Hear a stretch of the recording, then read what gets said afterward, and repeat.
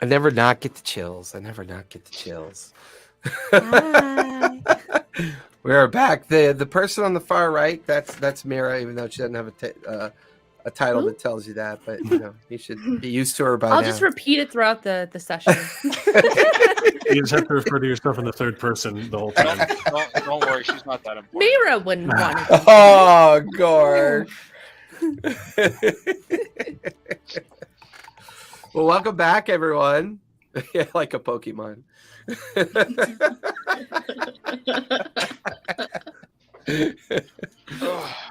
Oh man, did we have a session last week or what?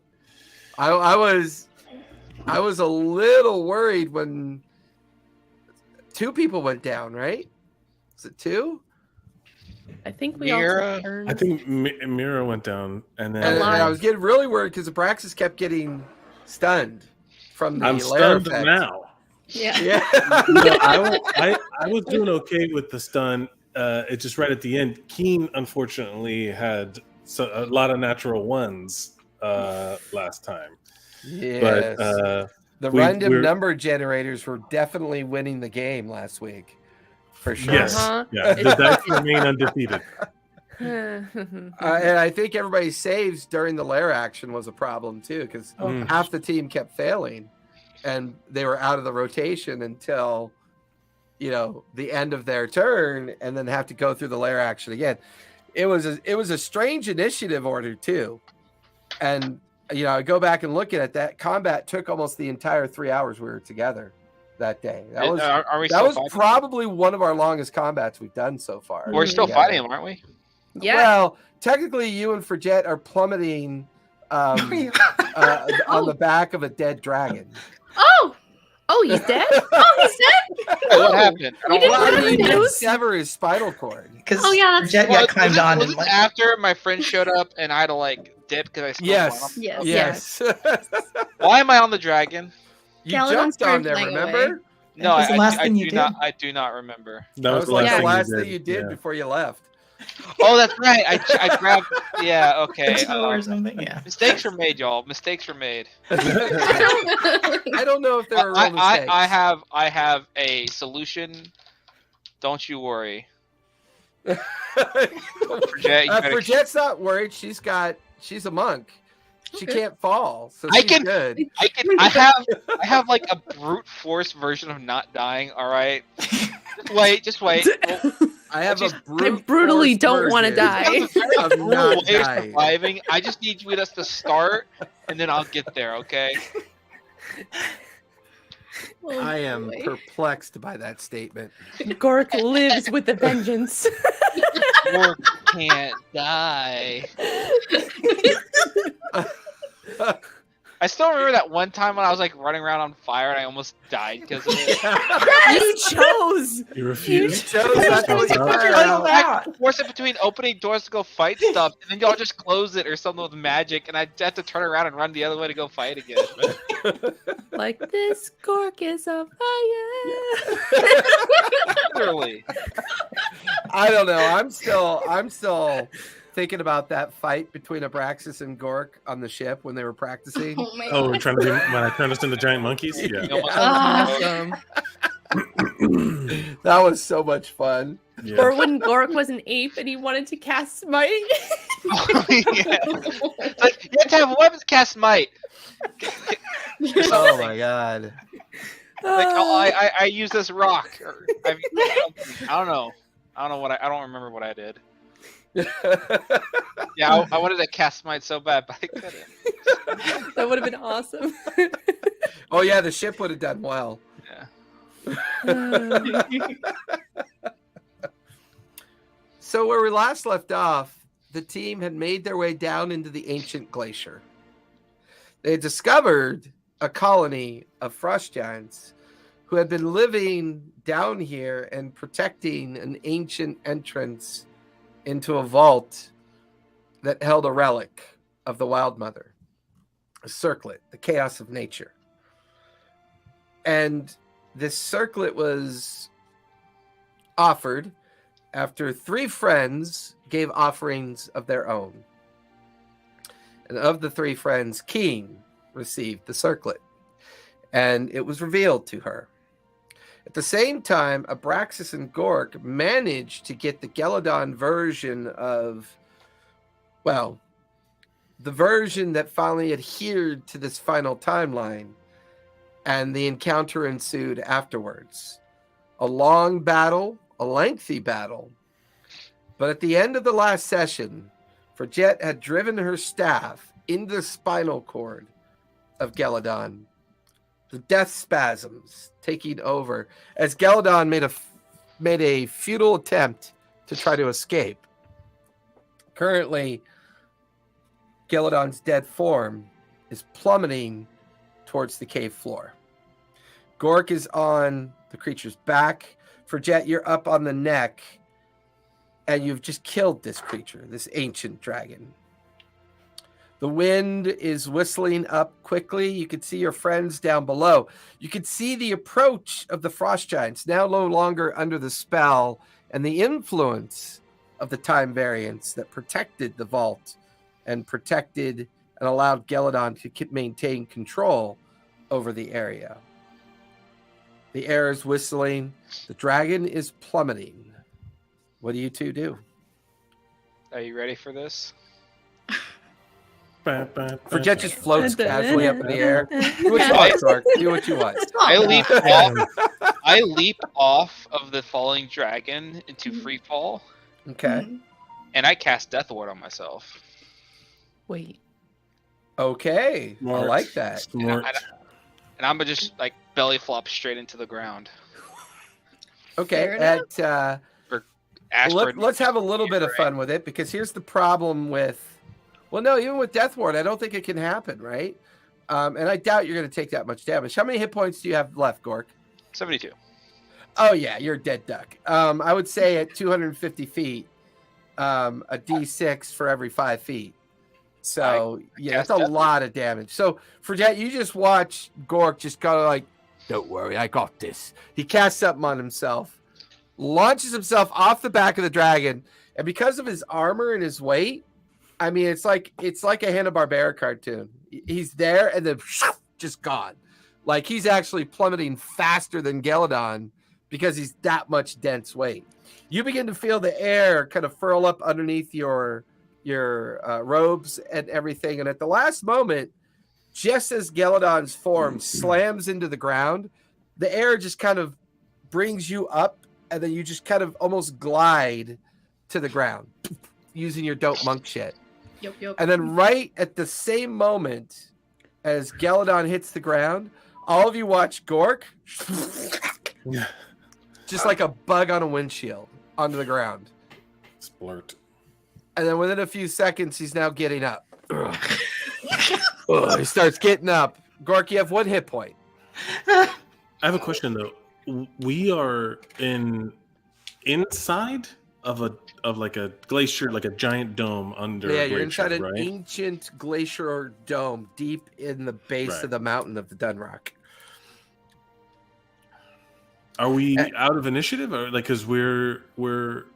Oh yeah, Geladon is We were now stunned. just body parts all over the cavern floor, twisted at angles, wings shattered, hind legs kind of bent and contorted. The not only the visceral damage it already took during the fight, but now from the fall and hitting the ground. Gork picking himself up off the ground with 1 hit point, looking basically like roadkill. And then calmly floating down, Frigette lands on the ground, kind of pushes back her bangs and straightens her hair. Of course, she's covered in Geladon blood. Eventually, you can hear the feet of the approaching frost giants. And the familiar female frost giant kind of holds all the other frost giants back as there's a bit of confusion and mumbling. And there's maybe a couple dozen of them, but they're not approaching. They're kind of giving you your space. I would like to cast Lay on Hands on myself. Yeah. Really? I think I'm just gonna run up to everyone and just cast mass cure wounds. Okay, go for it. Everyone heals for 21 points. Oh, nice. 21. Cool. I would Is like. everyone okay? Oh, I'm good. Better. I would like to run off and try and find some trophies. Dushed off and just ran towards the carcass. Are we not going to talk about the fact that he just fell 250 feet? Splattered and Wily somehow coyote. reassembled. Oh, I'm Gork. Gravity cannot kill Gork. You just hear this loud metal like cling. It's like a tomato can.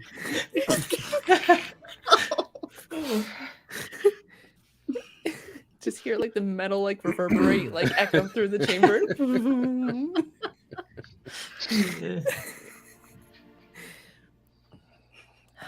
I guess I think I was stunned in the last round, so Me too. Yeah, Yeah. as I so come yeah, to- you and Abraxas are kind of coming out of your shock. And as you were, it was just watching the dragon hit the ground, watching Gork hit the ground, and then just watching Frigette casually float down. And the mirror kind of comes racing over to start healing everybody. But the frost giants are just on the periphery. They're just kind of staring at awe and wonder at this mess that is now Geladon. Wait, who are the frost giants? Where did they come from? They We're in their city. originally, yeah, you're Oh, in their right. city. Yeah. But you guys had originally freed a few of them, and then the rest had freed the others. Right. But during the time displacement barrier that Geladon was using to control and protect the vault, forced them to fight each other, similar to what was happening with Mira going kind of insane from the barrier as well. Right. Now do I feel so as I come out of my stun, do I feel any of the timey-wimey bullshit still in effect? Is there anything still active, anything broken?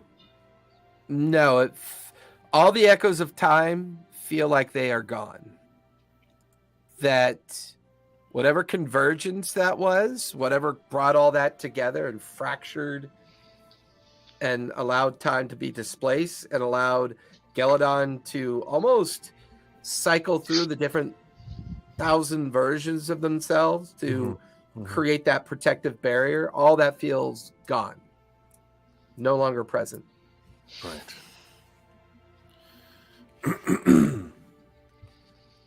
Bzzz. You can barely see it.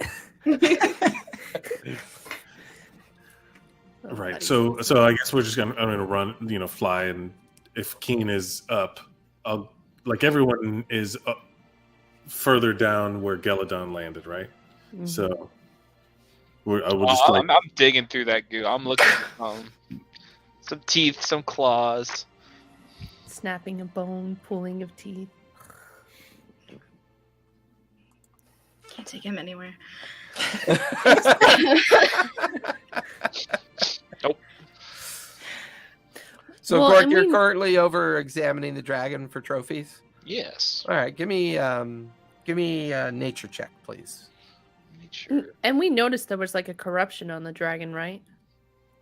There's definitely something odd about the dragon.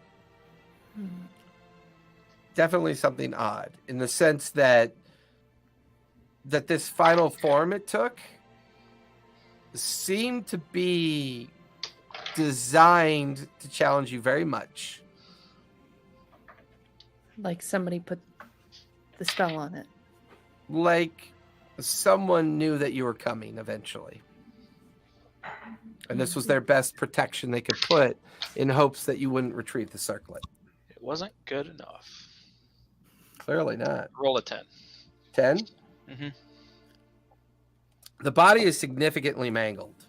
The only thing that you think is retrievable would be some of the teeth or some of the scales. For the most part, when it impacted the ground, it literally just came apart. I'm gonna Like start a teeth. poorly butchered chicken. Oh. Like a coon got into I- It fell 500 feet. Yeah, I know. gross. Maybe like. Okay, no, that's still bad.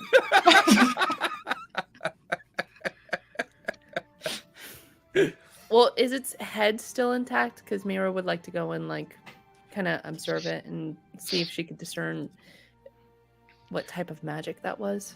I would like to say I'm currently digging through what's left of the head for its teeth. Yeah, like you can see Gork's like plate mailed butt like halfway in. You know, he's got In the he's like mouth. his upper half of his body's in there. You watch as he moves the tongue out of the way and sets it on the ground, and he's like got a dagger out and he's like digging at some of the teeth inside the jawline while also kind of like prying off some of the small facial scales off the head. I mean, the head's probably the size of a small car for the most part. As you kind of like approach up behind where Gork is, and Gork is in there doing what he's doing, go ahead and give me investigation or arcana check, your choice. Okay. Yeah, and she's gonna be kind of respectful towards the dragon. You said Arcana. Gork's got not. I rolled a 27. 27. So while Gork and Mira are over there dealing with the dragon, what are the rest of you doing? I'm gonna go talk to Keen about the whole turning into a dinosaur thing. Right. I'm gonna be flying around with my Eldritch sight, the detect magic, and just make sure that everything is shut down. You know, like deactivate whatever. Like just making sure that everything is whatever. So I'm just doing like a surveillance kind of. Yeah, give me an arcana check as you do that. Sure. For Jet, you're heading over to Keen. Okay. Probably still like just sitting on the ground, a little bit in shock. Been stunned, like. And I would say for Jet, as you come over to like try to have a conversation with Keen, looking at that circlet, it's very off-putting. All the branches and metal tendrils of the circlet have infused into like the surface skin of her scalp and into her hair, and like you could see where it's just kind of infused itself physically into her form. And that strange white face in the center of the circlet, the emerald, and then all the adornments on it. It's not like anything you've ever seen before. It's pretty impressive. What does it feel like now? It feels like it's a part of you. There's just no real sense of pain or pressure. It's just like every now and then you reach up and touch it. You can feel the metal infusement in your skin, but there's no pain. It's just there. Okay.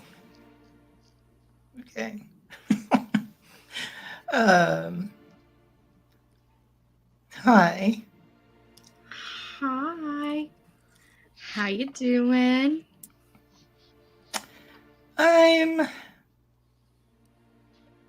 I'm not sure. I'm not sure. I'll like take the crown and see if I can like take it off or move it or something. Kind of tug at it. You can feel your skin pull at it as you try to tug it off. Doesn't seem to let you take it off. Do you want it off, or I don't- because you took it willingly, so I did. Well, I thought it would be useful, but I didn't think it'd be like permanent either. oh, that's fair.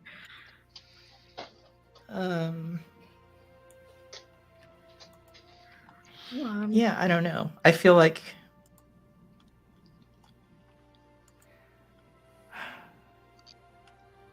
I don't know. Is it scaring you? A little bit, right? I feel like I've got another obligation now, right? And to a god. So that's, I've never really belonged to myself, and I'm not sure how I feel about belonging to someone again. Yeah. Well, Jet wipes some blood off her face and pulls a piece of spinal cord out of her hair and throws it on the ground.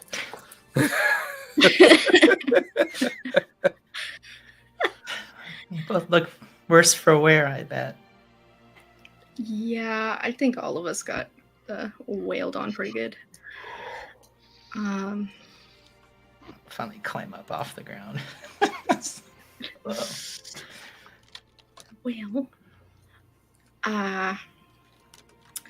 Well, I think we should have some soup for dinner. How about you? Okay.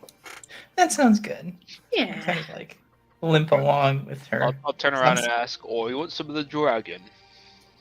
Dragon's bone soup. A nice bone broth. Wait, is the flesh still good since I cast decay on Yeah, you it? got stay on it. I'm not eating that. I mean, it is gradually turning to sludge. I mean, it's Smells fine. Abraxas flies down, smacks it out of Gork's hand. Don't eat that. And then flies back. Don't get that out of your mouth. I reach down and grab it again and try and eat it. Just like a flyby smack. I mean, you want to eat the meat that's been imbued with contagion? Can I smell it? Yeah, but give me a con save when you smell it. Oh yeah, I'm good at those. You're like in its mouth. Yeah, that's 21. fair. Oh god. What'd you get? 21. Okay, I mean, a little bit of bile comes up in your throat. Smells terrible, but you're like, yeah.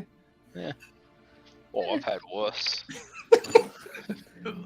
Gork, I'll just drop it to the dragon ground. I'll just keep going at its gums, trying to pull some more teeth out. I'll say you managed to gather about 6 teeth at this Ooh. point. Ooh. How big are these? They're maybe about 16 inches long. Ooh.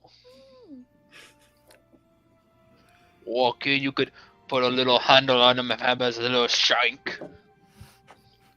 It's great for when you're in prison, Gork. Because we know it's coming. If you can get me in there. I can imagine like Gork would be like Juggernaut. Like if you like run, Just try and break the wall. you can just break yourself out of prison. Just get a running start. I'll cast Death Ward. I'm gonna escape. I climb onto the roof. I sneak out onto the roof, cast Death Ward, jump off the roof, fall, hit the ground 100 feet below, get back up and realize there's still a giant wall around it. I don't really think this through. Oh, yeah. That's Go Gork's version of full-blown prison break. law-abiding citizens. Hey, you can't be a lawbreaker if there are no laws. Level 18's a different game. Or just try to arrest me.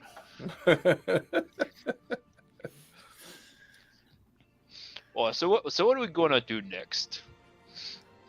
What about that magic? I rolled a 27. Oh, right. You get the feeling that once its physical form was anchored, that might explain why contagion was so destructive to it. Mhm. There's not really any sense of any magical kind of remnants of the creature. And perhaps that's mostly because it's dead. Maybe its existence was the magic that created its purpose. But right I now, wouldn't be able to discern it where the magic came from. not really. No, because the fact that Abraxas was able to anchor it in this final timeline through his own manipulation of the magic, its source is mysterious to you. It's one of many versions of Galadin that just seem to end up here. And do I get the sense that was Galadon a creature of free will at some point? There are many. There's the main historical understanding of Galadon's ancient form. They're known. what they are is known. What they've the way they've terrorized this area for centuries is known. But this form that you're looking at doesn't match the understanding of what you've known it to be. This thing that you're seeing and that you and your friends fought was made for a purpose, was manipulated, mutated for a purpose. That's so sad. Yeah, Mira's just gonna be like putting her hand on the dragon and feel pity for it because she gets that sense that it wasn't acting of its own free will. I would like to go and poke at Keen's new headdress. Oh, does Okay. this hurt? No, it doesn't hurt. Oh, you got lucky. Mine hurts. A lot. All the time. At least you could go pee. At least it's got. Oh no! I like to believe you're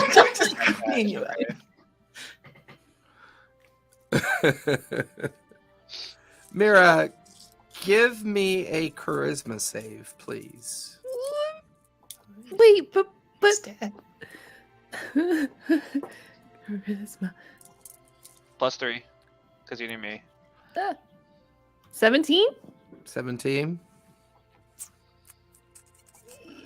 The contagion continues, and you watch as skin, scale, organs, all the fleshy bits and parts of the dragon begin to just dissolve and rot away due to the effect of the contagion, beginning to leave behind like the greasy covered remains of the skeletal structure of the dragon. It takes a little while, but its magical essence is no longer keeping it able to withstand the full force of the contagion, and the spell effect continues. I mean, it's a powerful spell.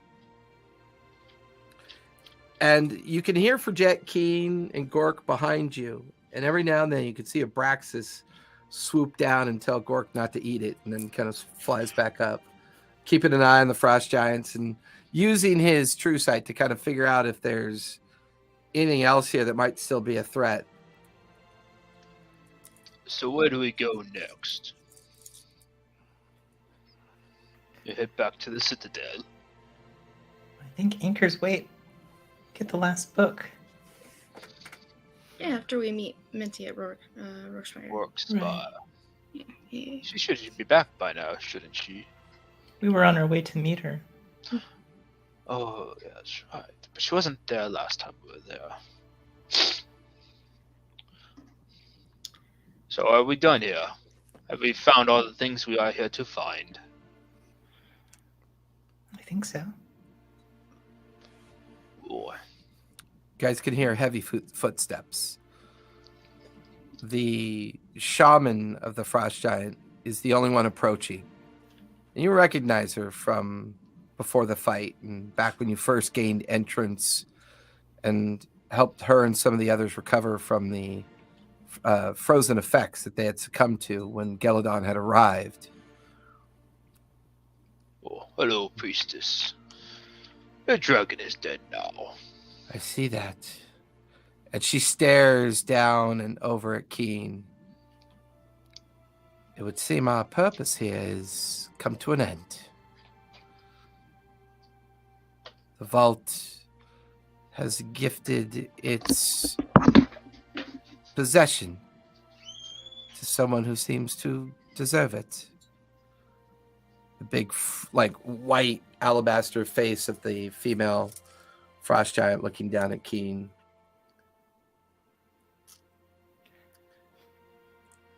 And No. kind of looks at the rest of you. Who are you? What do you call yourselves? The Grey Guardians. Well, Great Guardians. Thank you for saving my people.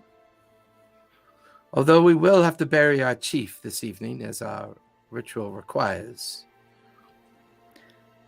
Perhaps it's time for us to wander. Perhaps these centuries down here have been too long. Mayra will turn away from the dragon corpse and she'll walk up to the chiefess. The chieftain.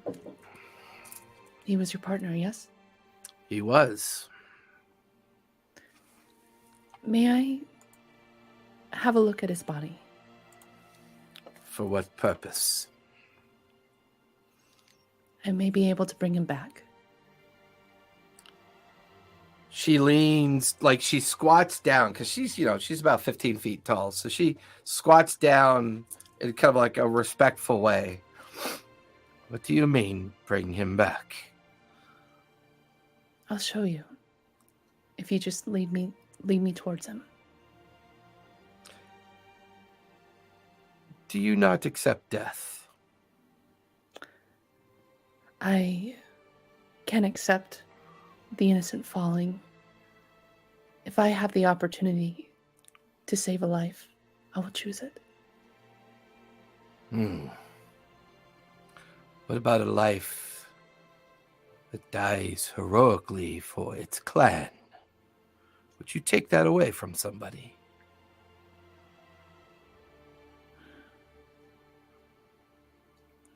A hero's death is honorable. If you want it to be so, it shall. I will respect it. Would you consecrate his body for us? Would you lead the ritual? You seem to be of a person of understanding of life and death. Some would even argue that life is a lot harder than death. Death being the last great opportunity that we have to offer up the greatest sacrifice that we have within us. The Wild Mother is an unusual patron for us. But I sense her influence with this group. I sense an understanding. And she looks over to see Gork kind of like gathering up the 6 teeth of the dragon, putting them in his bag and wiping off his armor, and then looking over to Braxis and then Forget and then Keen, seeing the crown. All of you seem willing to sacrifice so much for what you think you are doing. We thought we were doing the right thing by protecting the vault. Perhaps it was. Perhaps this is what was meant to happen. You found us. You found the vault. The vault's gift given to someone worthy. I don't want to take that away from Jaldar. He fought hard, and he died defending his people. One of the greatest things that we could do for one another. But we shall prepare his burial. Join us in a few hours outside.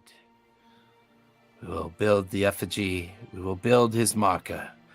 We will place his items with him so when he travels to the Wild Mother, he can take them with him. We will say goodbye to our city.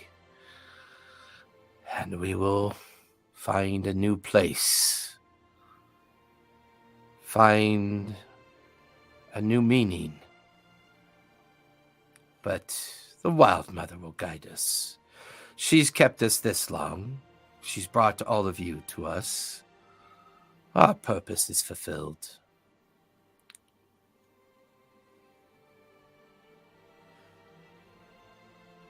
She stands up,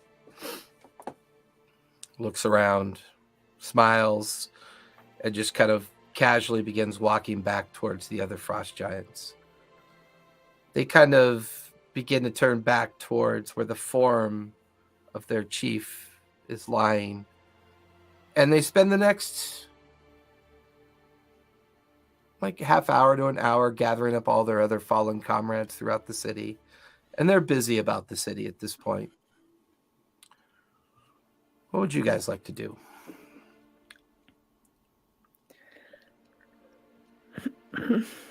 I think Mira's just gonna walk back to the dragon. She feels great pity for it, and I want to do some flair here. I'd like to cast Wither and Bloom, but in the sense of the decay just kind of turning into the soil and becoming plants. Like a burial for the dragon. In this space, nothing truly ever grows down here. It's ice and rock. But as you cast Wither and Bloom and turn the kind of sludgy remains of skin, scale, tendon, muscle, and meat into kind of like almost like compost, you watch as a football field of ice lilies begin to bloom. And these ice lilies fill up the space, they bloom out, and they arc over, and they almost create a perfect impression of the decayed form of the dragon. May your soul rest now, Galadon. I'm sorry. And then she'll turn and walk back towards the others. So, where are we headed? I think the other book is the final answer. The So last book. Where expires next to meet the airship. Yeah, Minty should be close by. This is going to sound weird, but I think we're running out of time. What do you mean? I think that where this convergence of all of this time was, there was a lot of like, that's not easy, and I think that there's it feels like we have, for the first time, I feel like we have to hurry, because if I understand it, time moves very liberally. It doesn't feel any kind of restriction, but I feel like it's being used to do this, to corrupt this thing. Like, the time that's being used to it's a lot, and I don't think it likes that. I think it's going to get frustrated, whatever the entity is that is organizing and kind of orchestrating all of this. So you think there will be more creatures like this? I think there's more rifts. There's more tears. There's more colliding of timelines. There's more. All of that causes damage, leaves marks. And if we don't do what we can, soon there's going to be, I don't know, I feel like a sense of urgency, more than I've felt before. Because if this thing was here to stop us, if this tool or this, and I point to Keen, this boon was under such lock and key that multiple infinite, time linear versions of this person, this entity, this dragon, were sent here to protect it. And now it's not. There will be some sort of balancing force to kind of counteract that. So whatever success we've had here might be causing some sort of desperation somewhere else. I don't think we're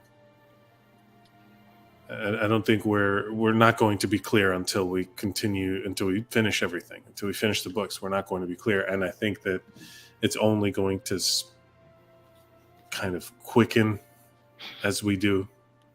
I can see that, right? Because when we started, there were a million different timelines that our opposition was manipulating, but they're all collapsing.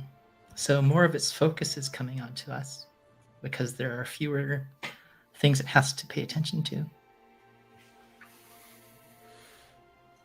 Well, if that is the case, then we should make haste.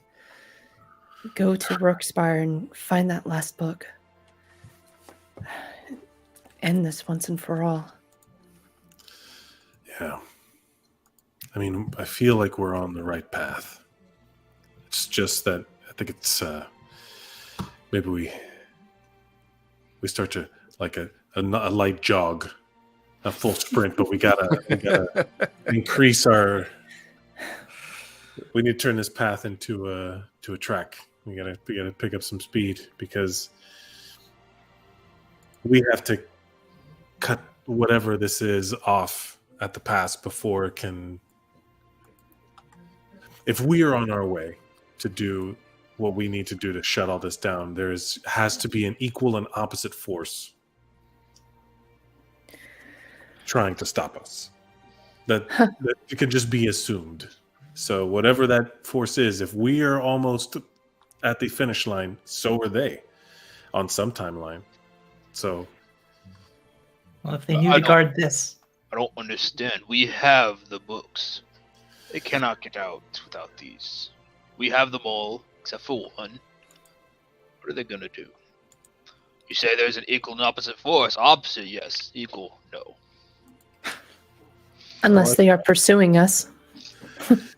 No, unless they're already guarding the other book. That's what I'm saying. I think time is a mirror.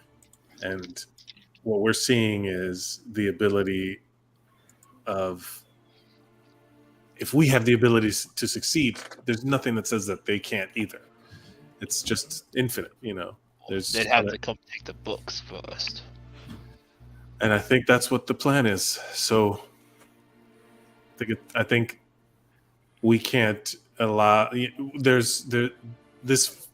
The amount of energy spent here to collapse these timelines into this one being is a lot. And we can only assume that their resources aren't infinite if ours aren't, you know. So if they feel they're losing, which they did today, they might get desperate. We don't know what could be going on. We just have to. We just know I just know we have to. We have to meet it, whatever it is.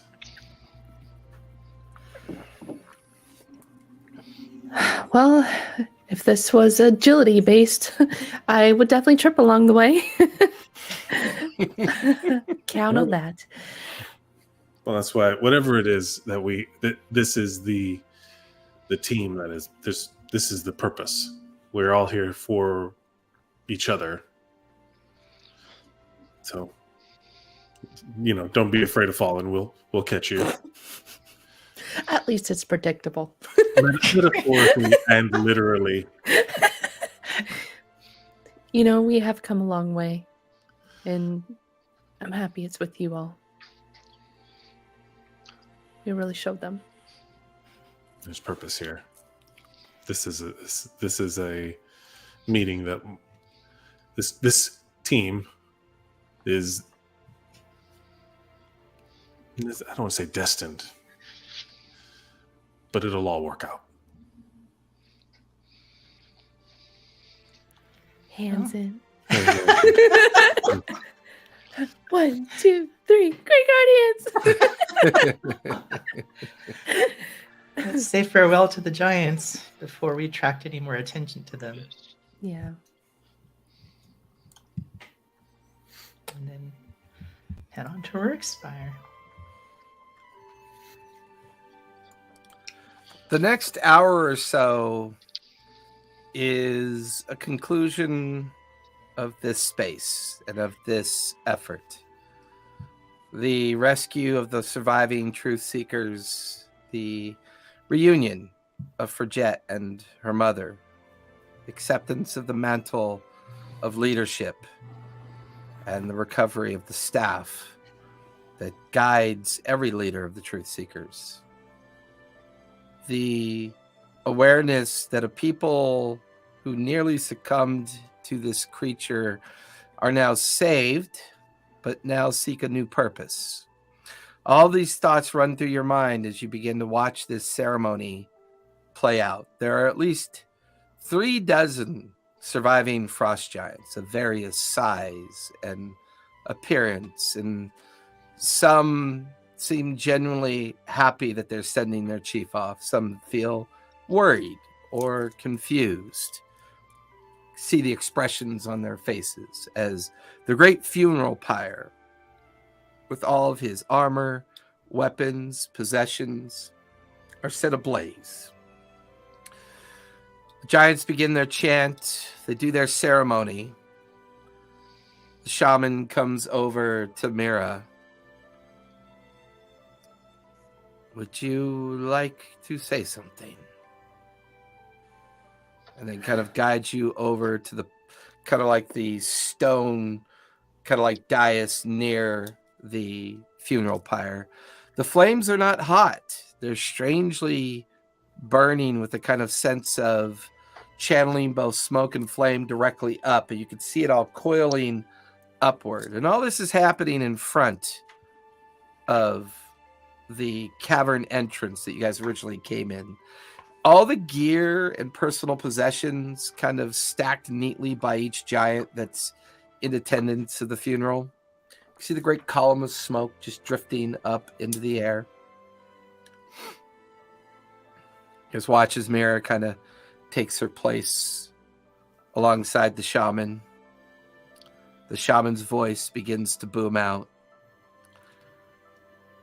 If the Wild Mother meant to send them here, then we accept our fate. We journey north into the tundra. We will find our new purpose there. Our chief would want this for us. These that call themselves the Grey Guardians have purpose. They've received the blessing of the Wild Mother, and we must accept that fate. The vault no longer sealed. The vault no longer requiring our care.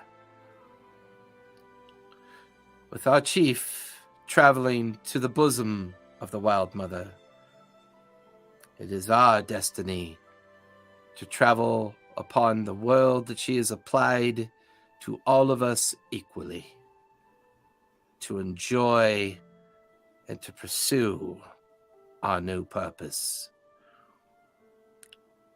And then she kind of steps away slightly, giving you some space, Mira.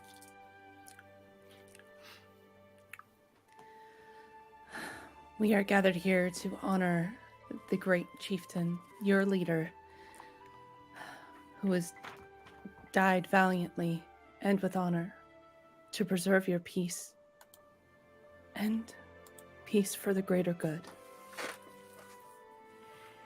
It is better to die in battle with honor than to live in shame and not speak out against the evil that runs amok. We are here because we have strong hearts and conviction. Lead with your heart. Lead with your spirit. These are markers of true warriors.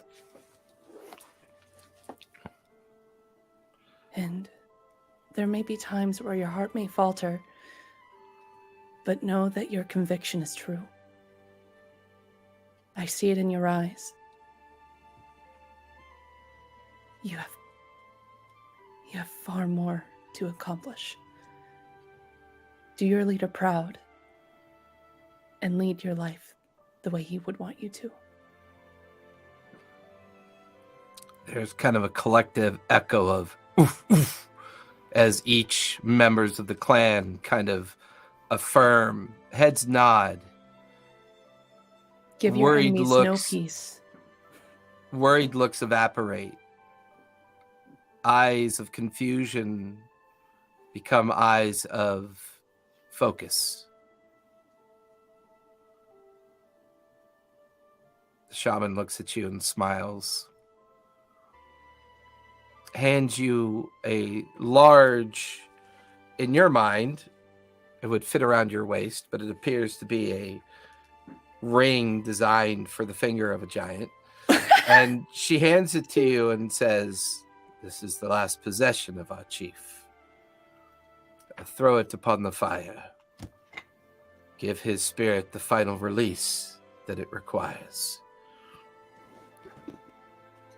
And Mira will go ahead and carefully put it on the fire. She's probably like struggling a little bit, like, I got it. She's like carrying this huge metal loop, and watch, she drags it over, like throws it on the fire, and there's this great of like ash and smoke and flame. Watches all the giants pick up their gear, sling it over shoulder and back. Large wagons fashioned for large types of travel. Single file, they form up.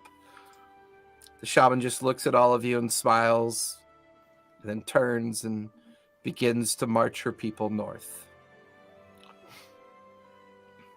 It's actually only late morning at this point.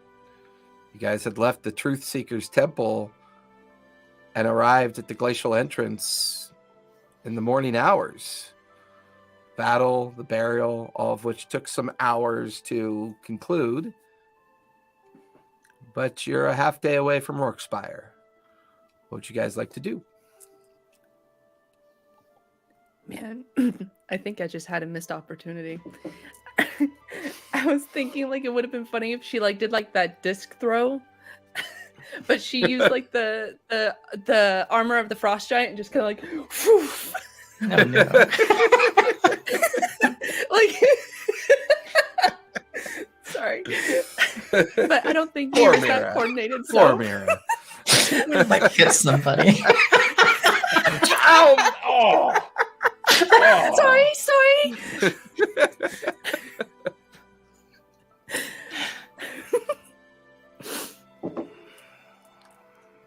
I think we're just walking towards Workspire at this point. Then. So you guys continue up the path along the Dunrock. You continue up the footpaths that you originally brought yourselves down into this valley near the Truth Seekers. A few hours goes by, and now the entire valley is exposed to your eye, and it's strange to see all the rot fall away and the verdant kind of greenery mixed with the snow kind of coming into reality. What's even more interesting is you look back where the Truth Seeker Monastery is.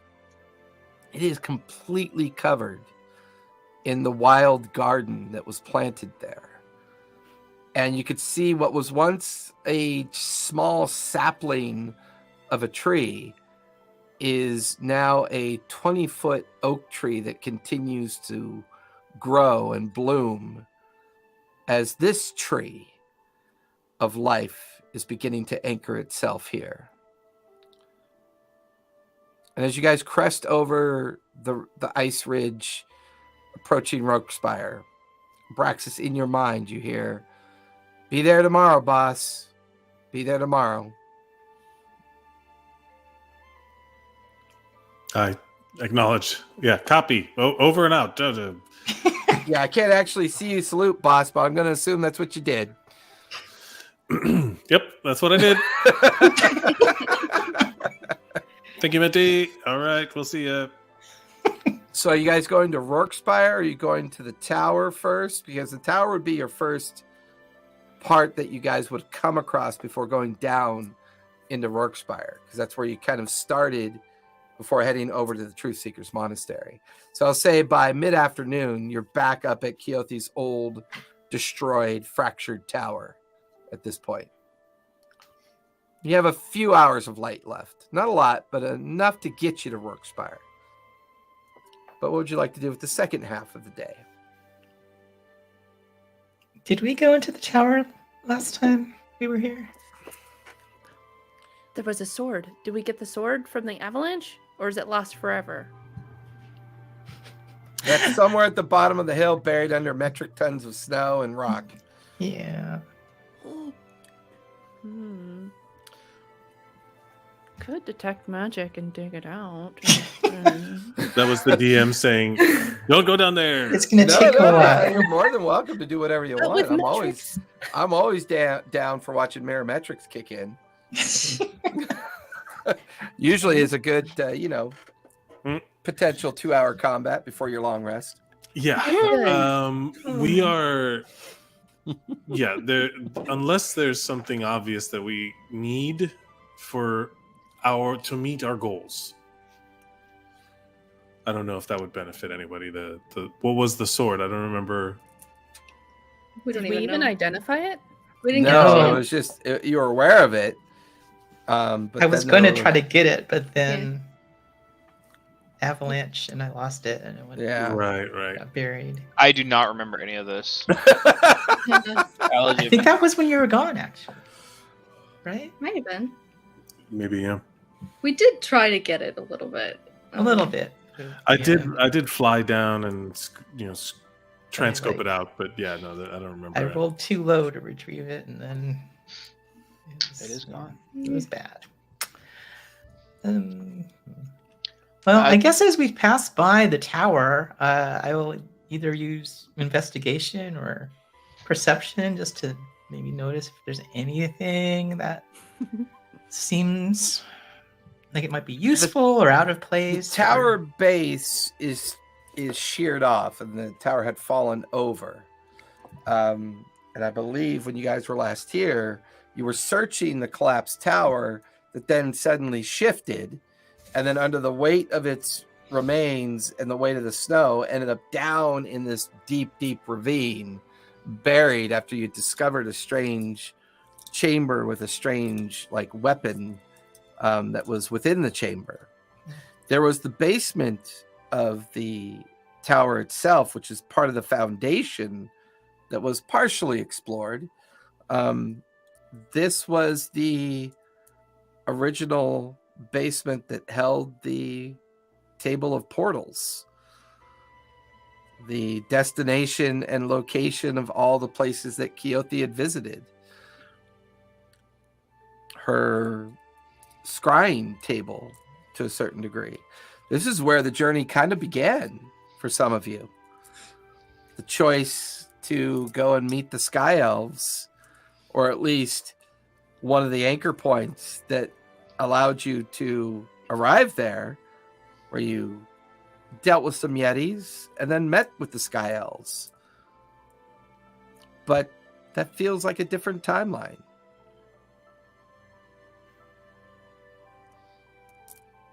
So there is still the foundation that hasn't been actually properly searched yet. In fact, Yeah. didn't I get a scroll from the tower too? Mhm. How long till Menti is upon us? Probably midday to end day tomorrow. Well, we have time. If you want to do a short rest, we can short rest and chill, and then we can snoop around. Literally I guess. chill. Yeah. Snoop around. Yeah. Okay, I guess since we're here, time to kill. So anybody that wants to investigate the grounds and the basement and make one final pass through this space, give me investigation checks, and we'll see if you find anything. Can I use my Eldritch Sight magic to find things? Or you could use your eyes. They're both equally as powerful. They're both, but one allows you to see magical things. I would like to find a nice spot to make a fire. Absolutely. Okay. Gork, you begin to build a fire, almost kind of set up like an ad hoc camp. And we'll say that you guys take your short rest first before getting started. So if you want to, use some short rest features or hit die, feel free. Hallelujah. I guess I'll do that before I investigate.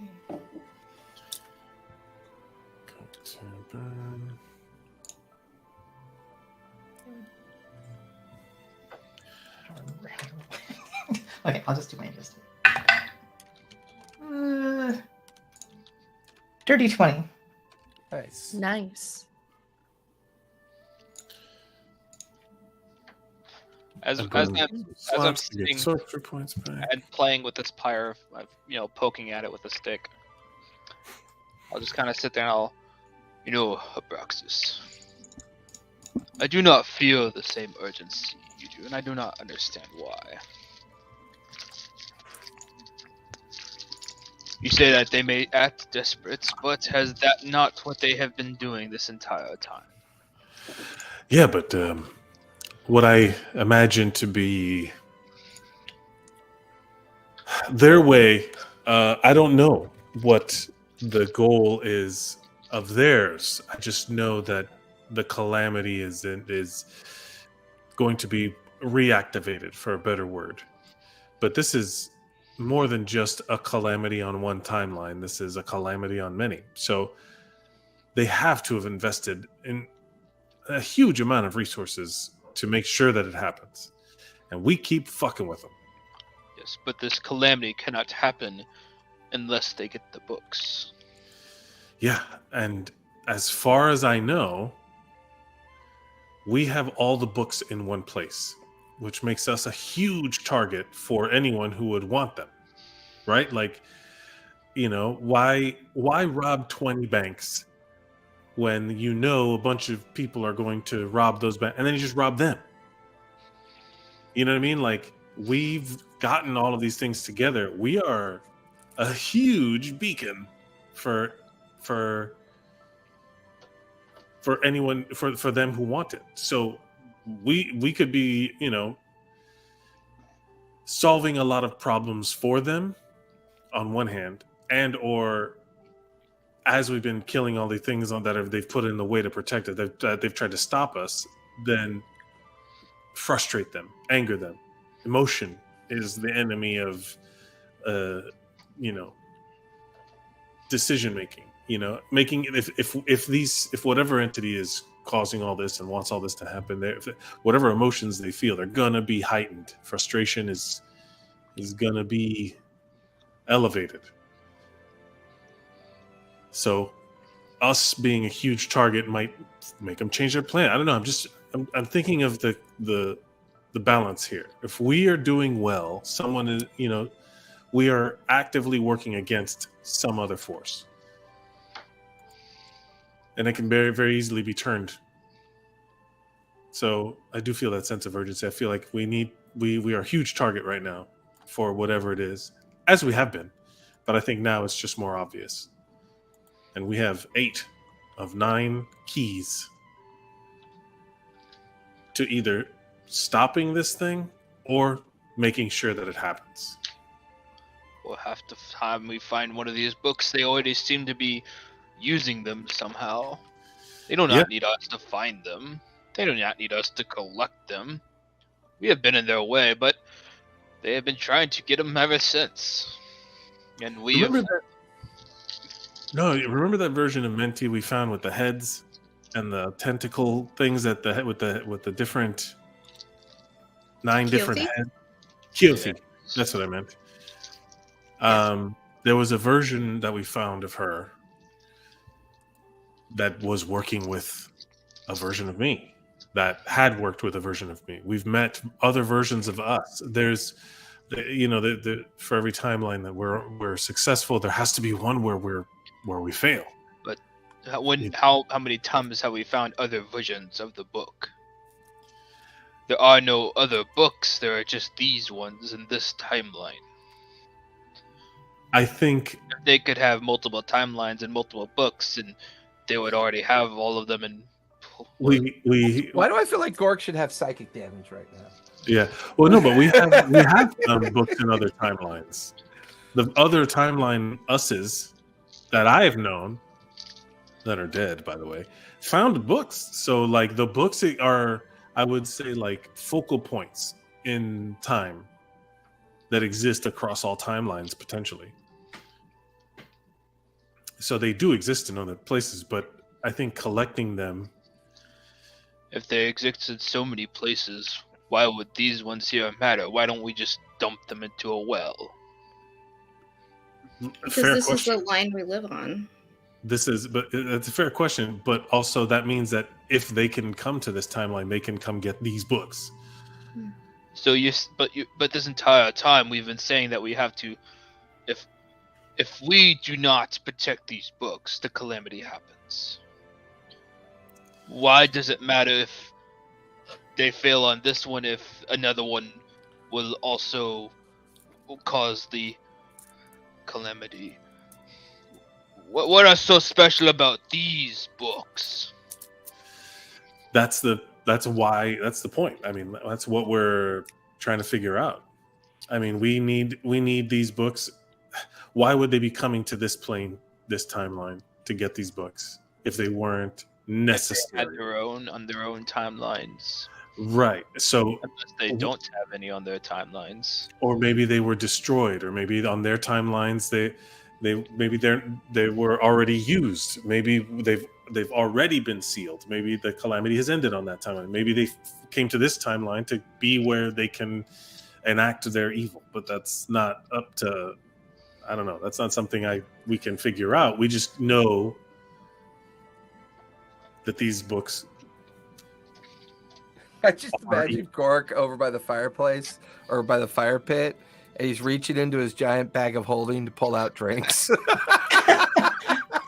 That's totally what it looks like. I would say this conversation triggers some thoughts.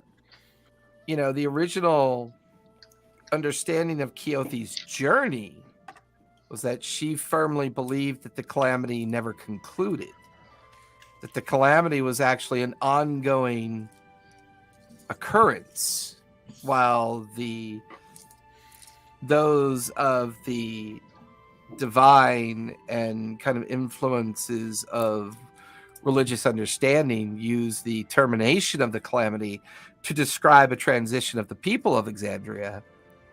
Keothi doesn't believe in that. Keothi believes that the calamity never truly ended, and that the continuous suffering of the people of Exandria is proof of that. And her belief was that these 9 books were somehow originally used as seals that were never properly put in place to begin with. And that the weakness of the betrayer gods in their prisons was a delusion of divine desperation. That her belief has always been the gods failed. They thought that they had sent the betrayer gods to their prisons, and therefore fled Exandria and sealed the celestial gates. She never believed that, and she has been seeking proof of that.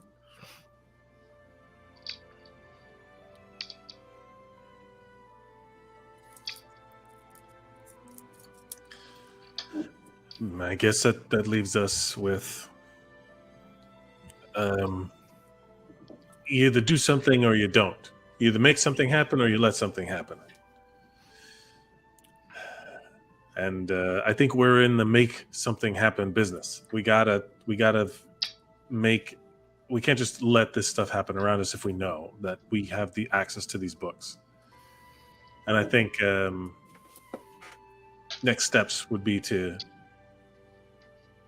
conclude this as soon as possible.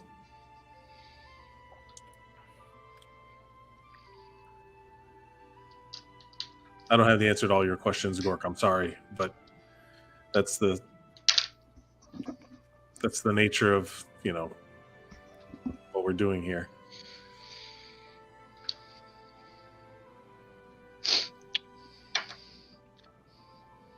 Watch as he rips off a piece of dragon meat.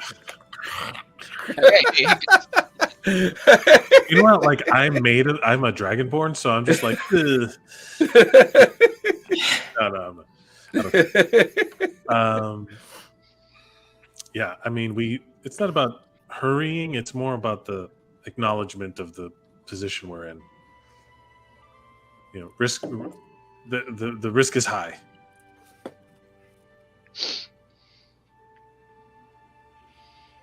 I just don't want anything bad to happen to anybody, so that could have been prevented, you know. You think that putting these books in the citadel or wherever they go will simply prevent all bad things from happening in the world? No, just one more. You know? If you say so.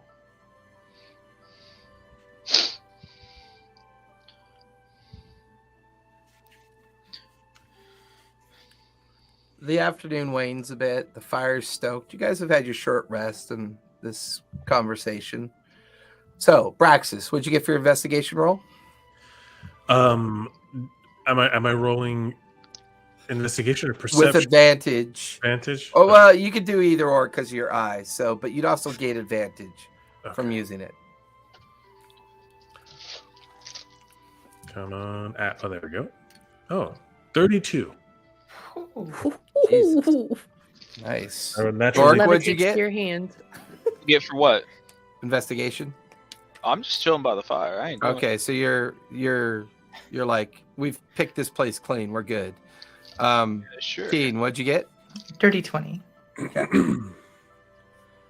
for Jet? She's staring over the landscape, trying to spot Mentee's ship. I want to go home. I don't have a home anymore. It's covered in that's fair. flowers. Mara, what'd you get? Well, I turned into an Arctic fox, so I get advantage on perception. So Okay. I'm a roll. Oh, where are you? Perception. Hello. 31. 31. Almost Whoa. beat Abraxas. Oh. Almost tied Abraxas. As for Jet and Gork kind of linger by the fire, for Jet staring off in the direction that she hopes Mentee's coming from, Gork just kind of absent-mindedly poking at the fire and kind of resting, and the three of you begin to fan out a bit.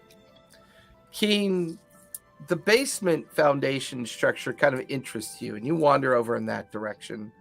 And the stairs lead down to the door. The door is slightly open, and you step into the basement chamber that Keothi has been using for a very long time to study and track down these books.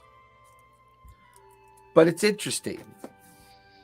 Everything here is intact, but just kind of covered with a thin layer of ice and kind of dust, and like no one's been down here for a long time.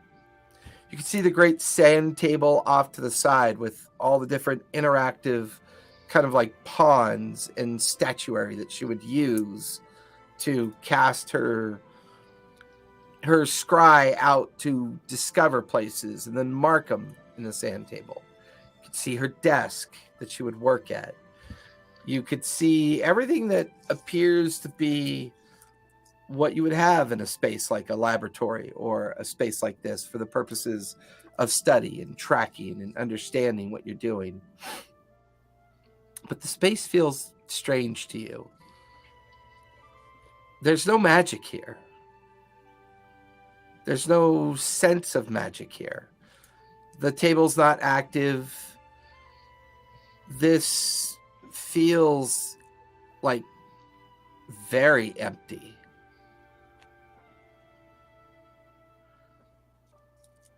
As you continue to look around and you walk over to the desk,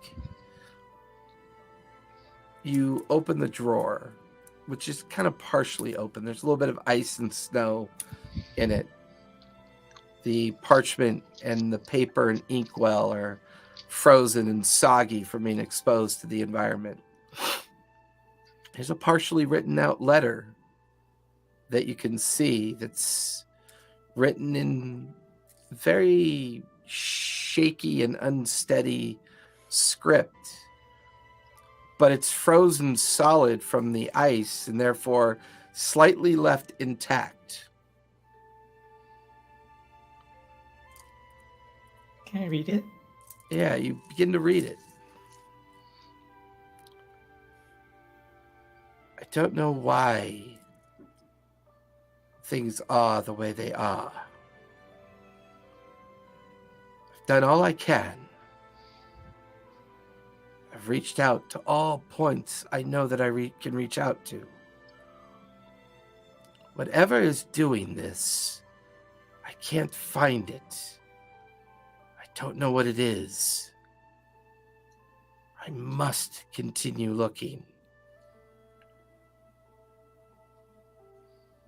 And then the rest is mush and illegible and frozen, to the point where if you try to even hold it, it just kind of breaks into small icy fragments in your hand. You stare from her desk over to the sand table. You walk by the sand table. You look at the way it's all mapped out and organized.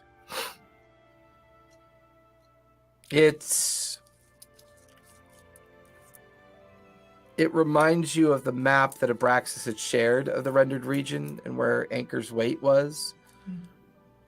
And there is only a single anchor point that she identified near Anchor's Weight. But on her sand table is another marker, and she's written on that marker, Shadowforge. And she has it somewhere near Anchor's Weight. And it just seems strange to you that all this is like frozen like this, done like this, without any kind of like this feels old and empty and abandoned, like it's been like this for a long time. Like longer than when the rest of the Grey Guardians said they met her before that. Yeah, it does.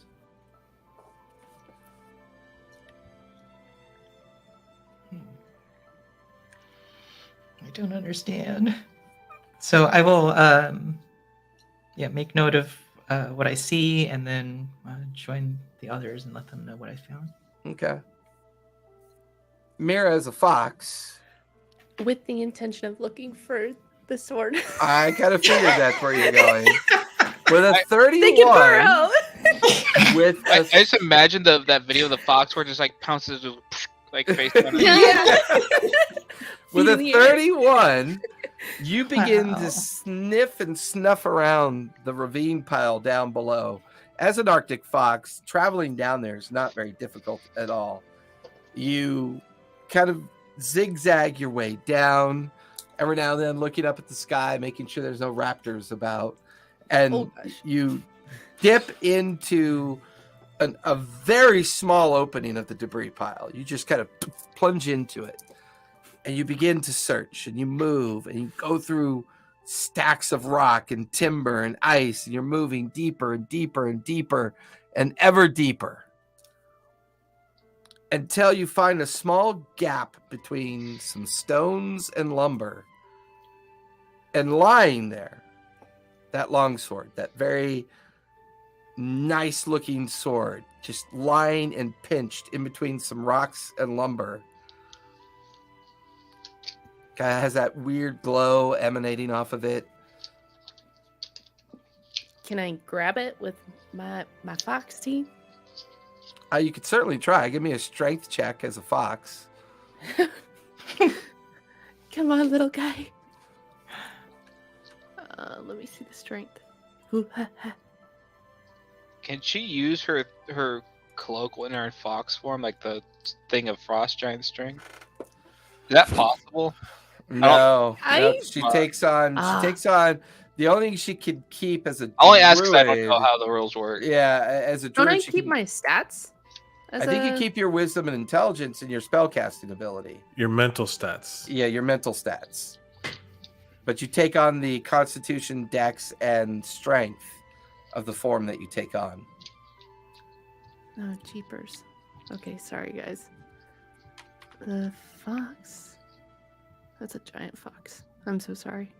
Hold on. I'm trying to get the stats for it. And you said for strength? Correct. Okay, strength of 6. So that's like what, a -3? Oh, yeah. Roll really good. A strength. Wait, I roll a d20. Whoa. Roll.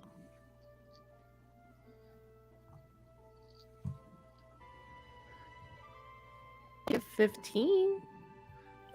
Wait, then minus 3. Interesting. That's like 12. 12, yeah. You clamp your teeth onto the blade to try to like drag it out from the pinched Skipping. lumber and stone. Yeah. And as your teeth grab onto the blade, you watch as dozens of other Arctic foxes appear. Beep, beep. And then more.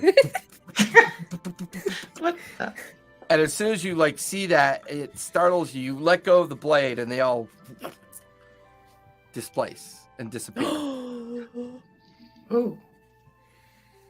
Whoa. What the strange sword? Mm. Not that you guys would know. No. Huh. Cool. Okay. Still not as good as my It's just sword. in rubble, right? It's not going to go anywhere. I mean, it's pinched between some heavy rocks and lumber and kind of like ice debris. You're probably a good 200 feet down into the rubble pile and the ravine. You're pretty deep down in there. Okay. I don't think I'll be able to pull it out. So she's gonna yip with joy and run back up and see if anybody's nearby, so she could like be like, "Hey, you, sword down below." Abraxas, where are you searching and what are you doing? So I get Because you would have seen Mira's fox form head down into the ravine. You would have seen Keen head down into the basement foundation of the ruined tower. And Gork and Frigette are over by the campsite. Right. So I guess I used Frigette, and as not Frigette, I used perception and not investigation. So I'm really kind of like overviewing everything. Okay. And then like seeing if there's any glints, anything that picks up, any magical pings or anything like that as I'm flying around. And I guess I would absolutely see Mira's fox form. Did I see the foxes blinking in and out of existence? What's the Or was it- range on your, what would your range be on that? Do you have to have a line of sight at least? Or is there any kind of range limitation on it? It's just detect magic, so it's just 30 feet. But Gotcha. it is basically what I'm saying is that I'm like hovering and surveying. I would say with that check that you did, the one thing you discover after you saw the very excited fox dip down into the debris pile, you begin to realize there's possibility that Mira is trying to find that sword. Mm-hmm. So you begin to circle the debris pile. And the one thing you pick up on is all the ice, rock, and trees below the debris pile is what kept it from keeping on down into the remainder of the debris. Right. You get the feeling that if you could figure out a way to get all that to collapse, it might allow a lot of that to shift and move, and it might allow you an opportunity to try to retrieve it. And as you see that and organize that in your mind, you watch as Mira comes out in her fox form, just as Keen comes out of the basement, and Mira's like doing circles. And jumping up and down, really excited, and her tail's like doing a cartoon point down into the debris pile. She's going like full anime. Yeah, no, I'm picking up on that. And then I would absolutely kind of fly down and investigate it. Be like what are you saying? What's that, girl? Is Timmy in danger? Is Timmy in trouble? The when again? Yeah, and she'll like excitedly like lead them down to where she found the sword. Yeah, you watch her disappear into like a 6-inch hole. Good lord. I'm going to use what do I have? I mean, I have firebolt, but I'm not. I don't want to melt. I don't want to. But I'm trying to figure out if I can collapse this area. Yeah, like the back area that's kind of holding up all this debris.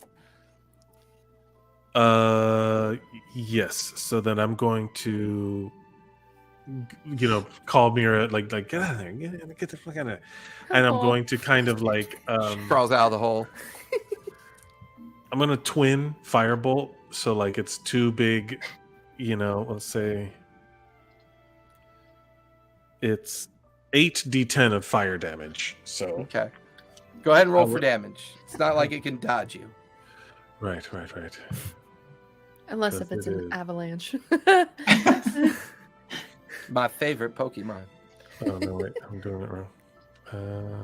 D10. She's gonna sit there very proud of herself. I found it. I knew I could. Scorpion 40 made fun of me.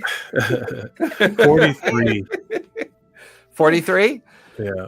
A good chunk of ice, tree, and debris just vaporize, and you hear this low rumble as the top half of the debris pile just slides down into the ravine. And with your detection up, about 22 feet down in the remaining debris pile, you can see a magical impression of a sword that is screaming just evocation and divination magic coming off of it. Right. I'm going to fly down to it, and with my Mystic Conflux feat that I took, I can Okay. cast Identify on it. So I want to like fly down and try and like grab it and like cast Identify as I touch it. So it's still under some debris. You'd have to do. Oh. You still have to move that remaining 20 feet to get down to it at that point. Oh, I misunderstood. Okay, Yeah, so I'm going to. All right, I'm going to summon my little robot friend again to help me. I'm going to summon Construct, Okay. and I'm going to get a little metal version.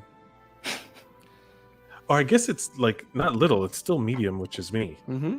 So, Well, I'm going to Shadow Clone Jutsu myself and make another me, and use him to like help me lift all the kind of pieces and mage hand and whatever else I can do to kind of like channel that all into digging down there. Takes about 20 minutes. It manages to shift and move lumber, rock, and ice. And true to her form, Mira's like sitting on a small cropping of ice, and her tail points at this longsword lying in the ice and debris that gets exposed by the construct. The construct accidentally brushes the blade. You watch as dozens of the construct appear. And then as he moves his hand away from it, they disappear. Interesting.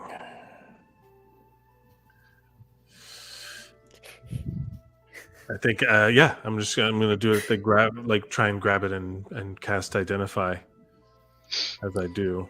So, Mira, as you watch Abraxas grab the sword, Keen, you're up on the ridge watching them kind of working down in the ravine. So, Fredette and Gork can see where you're looking down into the ravine.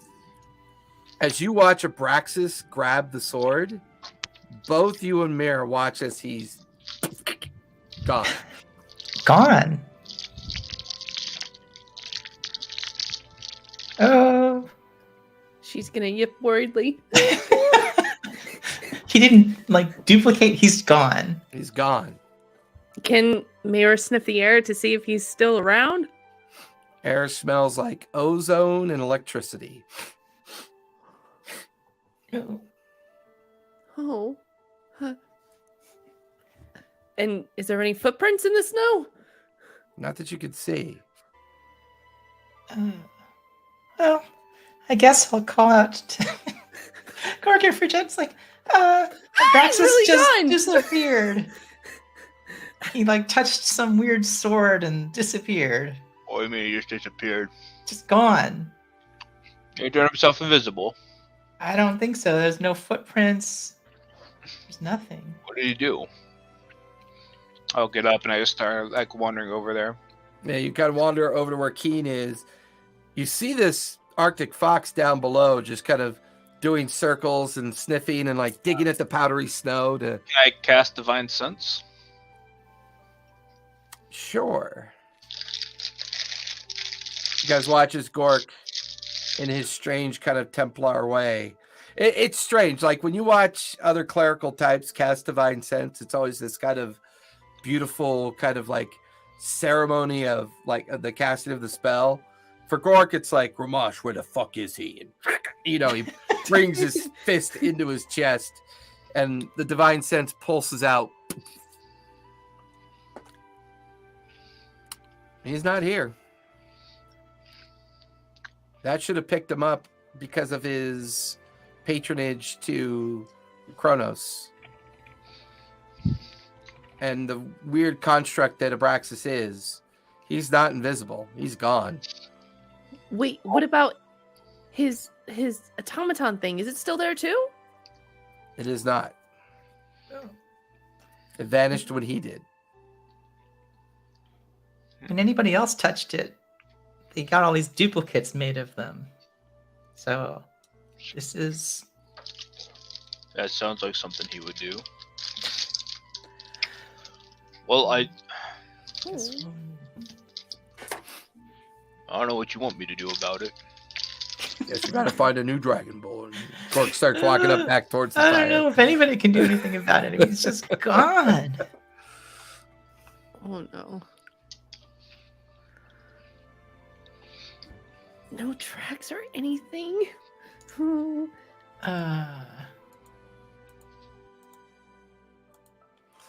Abraxas, it's strange. You're floating. It's dark. It's looking around. The space begins to feel familiar to you. The handle of the blade feels familiar to you. Off in the distance, you can see a point of light. A familiar tower. And then suddenly all around you, versions of yourself. And versions of your kind, waging war around you. Each version of yourself that you see carries the blade that you carry. And you begin to drift closer towards the center of the maelstrom, getting closer to the point of light that now begins to form into the shape of a tower. And there you can see a familiar wizard within the interior of the tower. And you're just floating, looking. The wizard stands there, arms outstretched, manipulating all the forms. And you can hear the magical invocations that the wizard is using, bringing things back in and then sending them back out again, bringing things back in, sending them back out again. You watch as versions fighting each other just puff out of existence. You watch as he reaches into his magical kind of invocation. He brings a dozen so more into existence, pulls them close, and then throws them out into the spheres around him. Throwing, pulling in. Throwing out, pulling in. And as you drift closer to the wizard for the first time, the face and form becomes visible. The 9 tendrils of energy drifting back from their scalp. You could see what looks to be a form of Keothi, but it's strange. It doesn't look like her true form. It looks like something else. And as you hold the blade, you drift near and you could hear the mutterings of the wizard, the ceremonial chants, bringing things into existence. Send them out again. Bring them in. Send them out. One of these must work. Millennia has gone by, and still no sign. And you watch things collapse in, and no! And he casts out, no! And he pulls in, and you watch as trails of color and magic swirl about as all of these figures play out, and he looks and he stops, and he sees you, and he brings his hands together and pulls on your form and sets you inside the base of his tower, just on the platform that he's on. You watch as one by one, everything else begins to melt out of existence. The long, glowing tendrils down their scalp. The familiar Goliath representation confused you at first. And now you recognize who he really is. Chief of the original clan that Keothi had rescued in the snow when he escaped with the books. And his form reaches in, pulls you out and into the space that he's in. You've found it. You found the blade. I think it found me. I have sent so many of them out. So many. Only the Tempest Blade will undo the damage that she has caused. Have you found her as well? Which version? Which one? I've found many. The timeline that you found the blade. What form did she take? What does she look like? And I'm going to just make it appear behind me. You show the impenetrable bauble of energy and the floating form of Keothi inside of it. That bubble that she's in, that displacement of time, that blade that you now hold, is the only thing that can penetrate that magic. Travel to where she is and plunge it into her and end this nightmare. Destroy her. Kill her, Abraxas. This is what you are made for.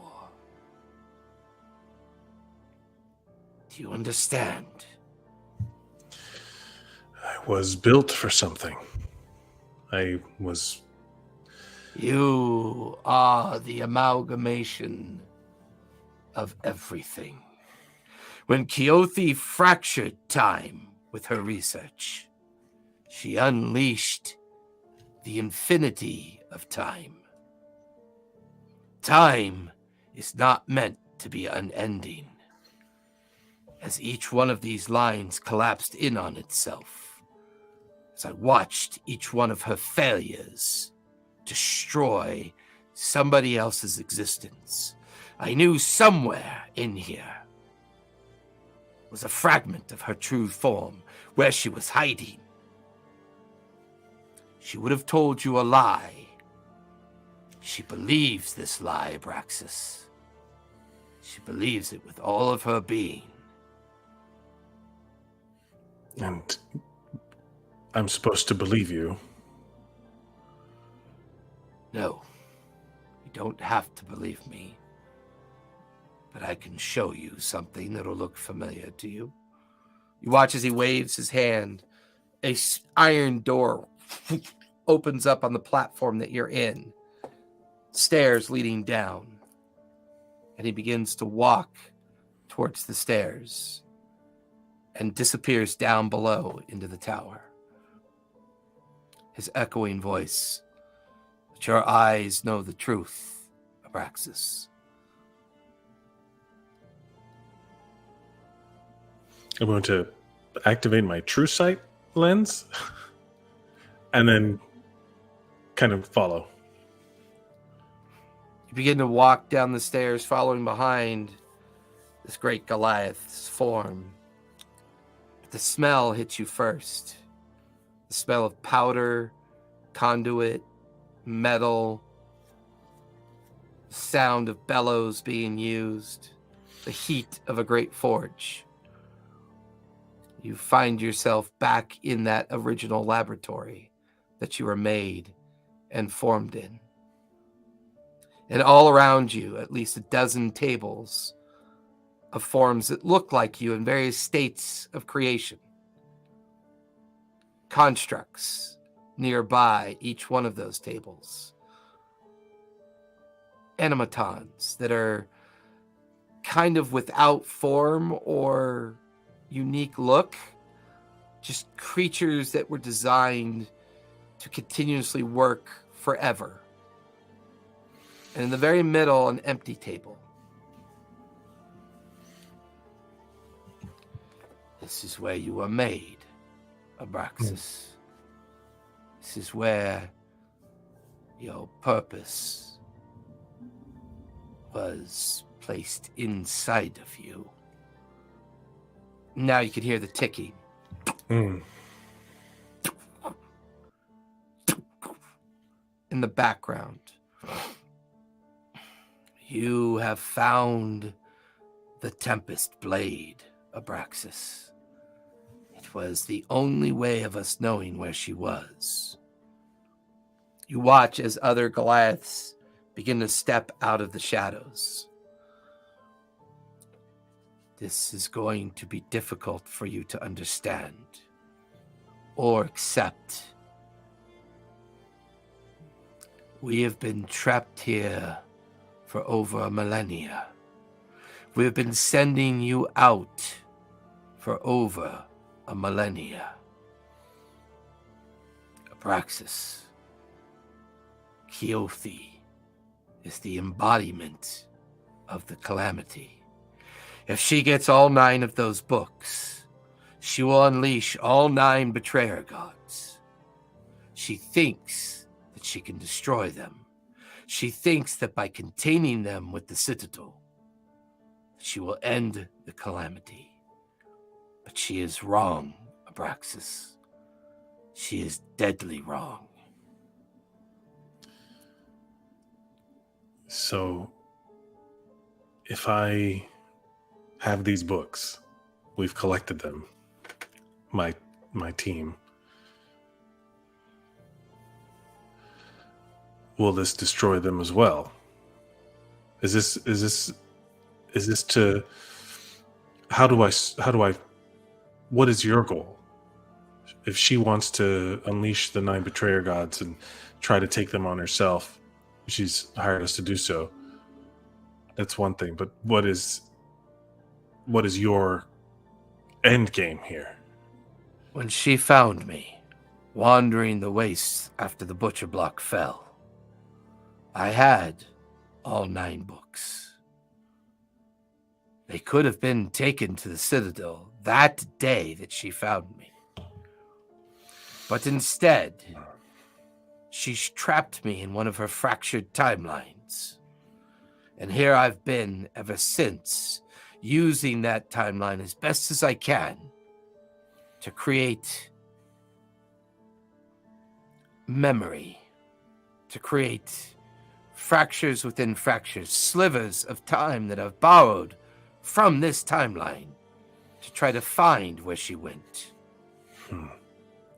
She took from my waist the Tempest Blade, the blade that me and all of those caretakers before me had used to keep not only the clan safe, but a weapon designed to be very useful within time itself. There can only ever be one.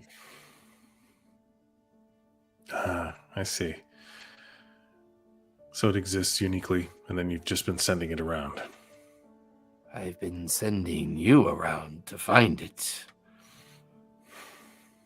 And you have. You have found the one timeline that remains, the one that must not fail and be destroyed. And in this timeline, if we gather all the books and we take them to the Citadel and we place them and contain them, will Keothi come for it? The moment you find that final book, she will free herself of whatever this trap is she claims to be in. She will use all of her power then to pursue you and your friends and convince you that you have solved a particular problem.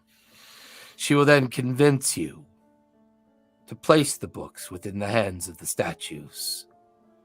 And this whole time he's narrating to you, he's using illusionary magic to show the hundreds that have failed. And Mira dies 100 times. Keen dies 100 times. Gork dies 100 times. Forget dies 100 times. And over and over and over and over again, every time the books are brought back to the Citadel, your friends die, it fails, and the gods are unleashed.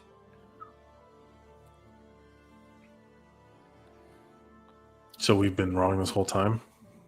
Getting the books to the Citadel is the flaw? What are we supposed to do? Keothi's the lie. Keothi's the flaw. The books do belong in the Citadel, but the Citadel does not belong with us. It must make its never-ending journey once the books are placed within the Citadel. One of you will have to pilot the Citadel, never to return again. That is the only way that Keothi cannot get these books. Right. She is under influence. There is a daughter of a great demon that exists in the hellfires of Asmodeus. The deep, deep ninth layer of hell. The great king and guardian of all 9 hells. Asmodeus himself. He has a daughter named Glacius. She has fooled Keothi into thinking what she thinks is true. Right.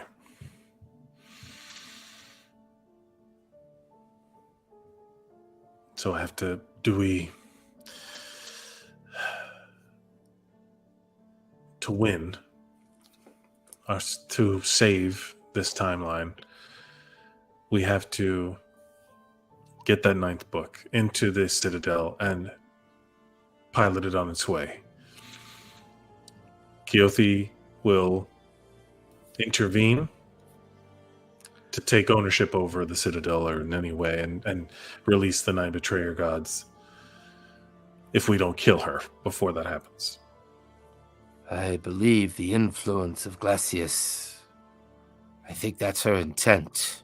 Her intent is to sow deceit. You and your friends may have already been nearly swayed by her charms. She is said to be the queen of the incubus and the succubus, and she will use their legions to take what she believes to be hers. And Keothi has become her vessel for this. I see. So, this Glacius, there's been a lot of influence in the minds of everything associated with these books. A lot of trickery, a lot of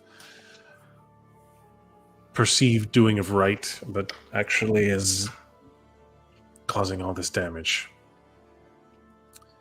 And I can't help but think that I'm guilty of following blindly, but also like waiting for a direction or a sign of some kind. But if you're saying that this, and I'm going to kind of like hold up the sword, is connected to the magic that's inside of me and whatever I'm tapped into on the planes of time,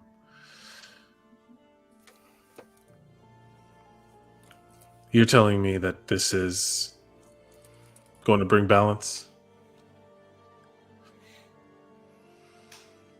It's gonna Braxis, is it going to save everyone? Is it going to be the... you are the balance that we struck when we built you and the other hundreds and thousands like you. The balance of worlds and time cannot be unending. Life and death must be brought back into balance. Why am I always fighting myself then? This plane of existence that I've seen that is just me fighting me. Are the versions that you made of me out there doing wrong, doing evil? You see what you see because of who you are. I see you striving to find what we sent you out for. Your conflicts are your own. Your purpose designed by us. But how you choose to interact with your purpose is of your own accord, Abraxas. You are sentient. Each one of these that we send is sentient. My agency is my own. Each loss is felt deeply. What is your name? My name. It's been a while since I've been called my given name. The name I took once I was condemned to this nightmare of a prison. I took the name Kronos. I took the name of the manipulation of time in hopes that my voice would be heard. And I've sent others. You watch as a familiar name comes to mind. The inhabitants of Keen wanders out of the shadow, a wizard that had given a ring to her. You watch as a shaman steps out of the shadows to describe an orc shaman who had sent Gork on his mission. You see a soft glow of Erebus drift out of the shadows. You watch as the former leader of the Truth Seekers steps out of the shadows. And then what catches you a little by surprise, you see Alora walk out of the shadows as well. These are anchors of existence that I've used in hopes of manipulating different opportunities of time. These four that are connected to you, fated to you over these chasm of this prison. They are part of your purpose.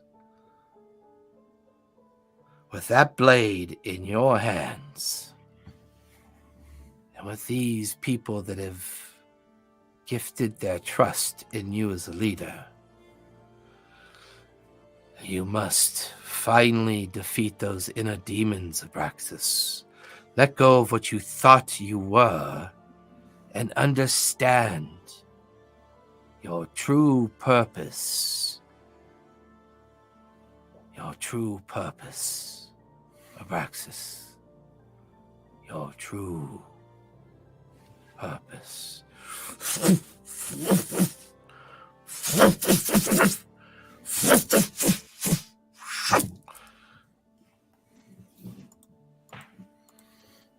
All of you can see Abraxas back. And he's standing there holding the blade by the pommel. He's been gone a total of 60 seconds.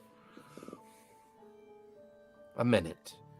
Just as the Arctic fox was wondering where he was, he's back.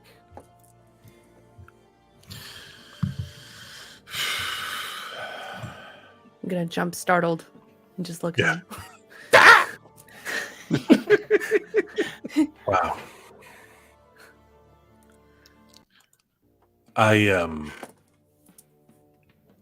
know what this is, and we have a lot to talk about. Everybody, let's regroup, and then we kind of like find the camp. We go back to where everybody's. What does the sword look like? The sword is non-reflective. It is a silver blue sheen of the blade that is constantly shifting and displacing. The blade virtually has no true animus or physical form. The pommel and the guard of the pommel are made up of different, like each end of the guard is made up of inverted faces, while the pommel itself is this kind of pearlescent wrap, and the pommel looks like an hourglass. Essentially, the handle itself with the hourglass end kind of looks like this in inverted condition. So, and that's when you also notice that the pommel has almost like an iridescence that flows in and out of the blade's iridescence, like they're like combined. They're there for a reason.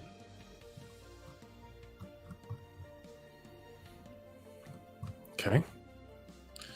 So I'm going to get everybody together by the fire, and then I'll be like, I did go somewhere, and I'm basically going to like use minor illusion. I'm just kind of like break down everything and that I experienced, and I'm going to show the different version: the Allura, the Truth Seeker guy, Erebus, the Shaman, and I'm going to show, like all of these were like anchors along the way to try to guide us in the right direction. But we have You're on mute, Gork. So is he's going through like the anchors, what I'm like, oh, that's that bastard shaman. yeah. I'm just gonna tell them everything that just happened, and kind of like Takes a good hour for you to tell it, the illusionary magic and the detail. It's hard to believe that all of that came out of 60 seconds. Well, time moves differently where they were. I don't know. A lot of my magic, my connection to time has been a gift from them and the use of their magic, but from what I understand, we have a difficult choice to make. And I'm not asking you to believe him outright. I'm not, but I think Keothi's been misled, and we need to. Been misled. We've all been misled in some way. By who? Glacius, a demon of Asmodeus. For Jet, you can give me a history check on that one. Because that would have been in your studies. Would I have connected the dots to be like, that's the one that spoke to me in the Truth Speaker Temple? Yes. So would Mira. And I think Keen as well, right? No. Yeah. Yeah, because she tempted Mira out when she was planting the tree. Yep. She tempted you with power, Gork. And then I believe she tempted Keen as well. Well, Forget and Abraxas were not targets of hers. A temptress. I think I might have spoken to her before. Yeah, and Back in go on. the Sorry. Truth Seekers, the temple in the vault below. She was down there. Yeah, Mira's fox ears will kind of like perk up, and then she'll think about the image of the Glacius, and she's gonna cast alter self, and she's going to take the form of Glacius. As watch Show as everyone. this red and black skinned succubus with these great wings extended off of her shoulders, these twisted horns coming off of a like very beautiful face. Like she's stunning. You almost feel yourself kind of succumb to what her power might actually be, except it's just an illusionary representation. She's dressed in this strange kind of like obsidian chainmail with these adornments kind of casting off of her form. What'd you get for Jet? 24. This is a daughter of Asmodeus. She is a master of manipulation. She is a master of subterfuge and domination. She feels that both demons, gods, and devils are a waste of her time. And to her, power is all about making the unwilling do what she wants them to do. This may be a play by her to try to take over the 9 levels of hell. For a temptress, she's not very good at what she does. Oh, I guess she's good enough.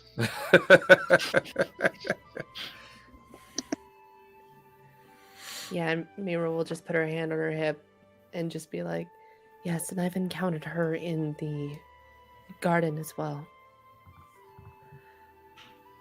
She wasn't able to sway me, but she does have a certain degree of power that we should be very wary of.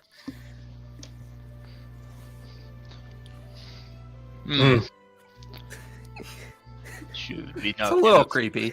We got the first demon thing we have sent back from whence it came. Is she even able to come to this plane without the books? I think it's less about. I think she's trying to take all the other chess pieces off the board. She wants the. I think she just wants to be in charge. She wants to use Keothi and her magic to try and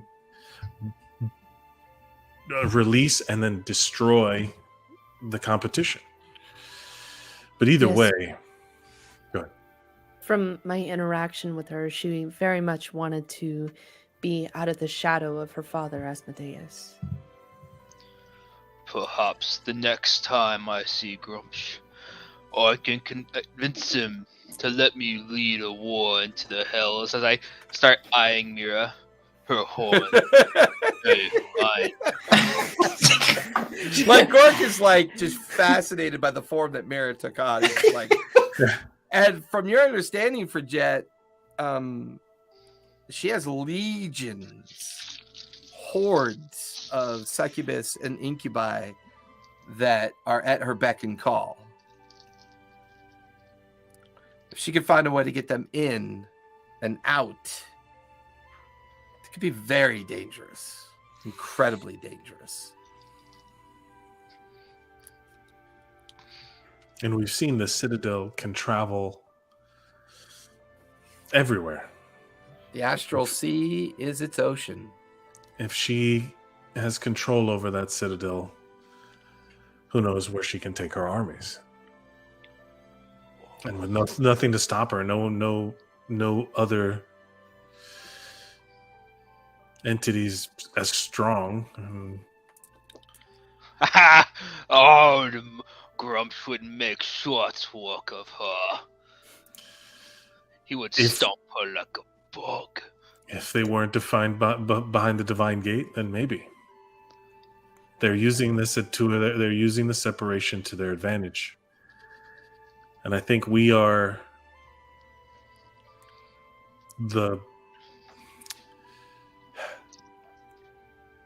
not the final. It's hard to describe because time has a start and a time has an end, and it needs to be preserved. I do not know. Right. Well, she Time is a definitely wants. tool. Time is a tool, and it's been used to get us here, all of us, right here, right now, to solve this problem. And we have a choice to make because ultimately, that citadel with all the 9 books needs to be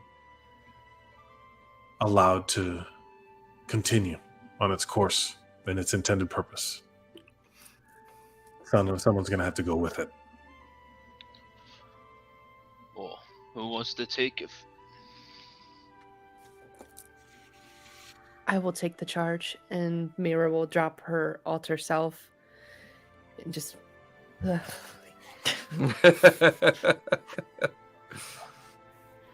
I believe it's only right, since it's my ancestral home. I would like to take charge. Well, Take a when, fly around and see what there is to see.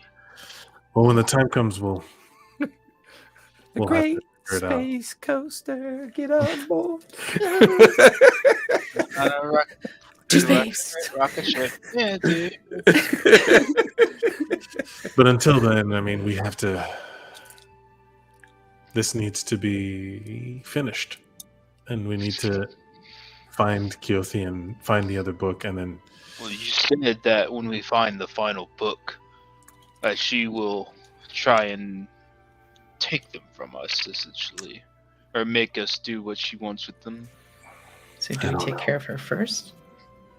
That's what I was thinking. I was thinking, well, she's still in her little ball thing.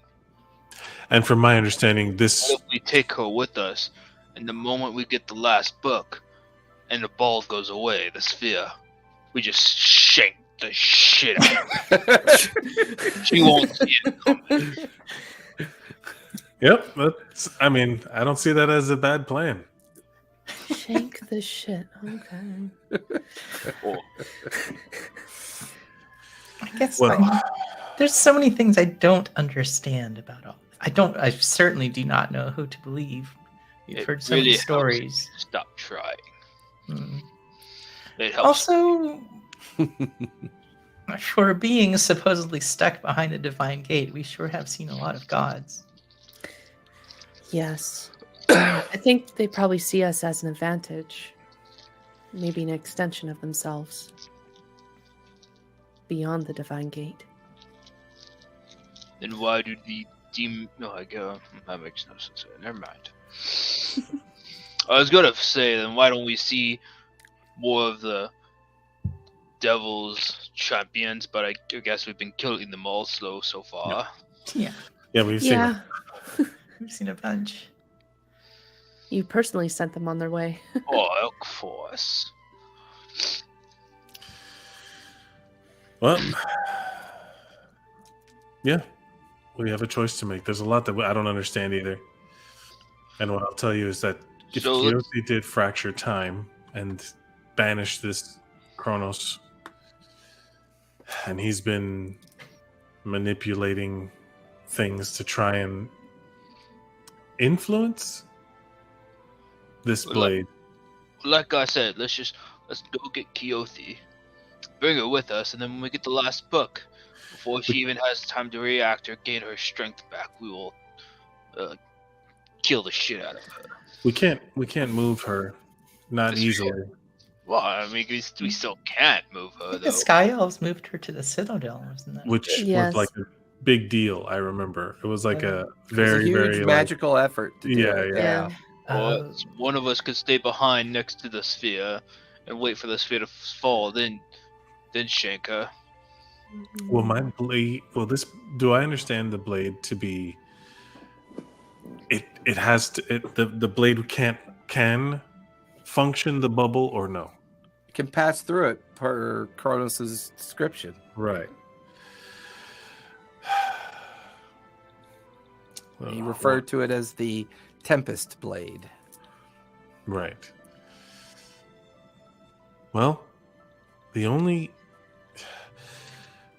If we go to the Citadel, and that's where she is, right? Keothi's in the ball next to the Citadel. Yeah. Like she's nearby one of the corner towers. Yeah. the Actually, towers. she'd be nearby, I think, the halfling excavator that was there. Letter. I think Rider it's near, coat.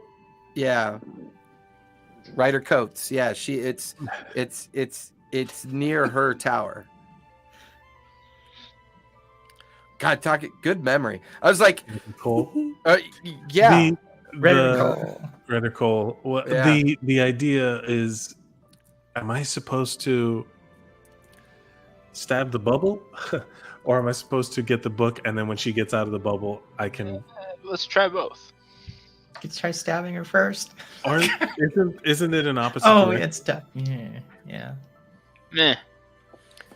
Hmm. Little side detour.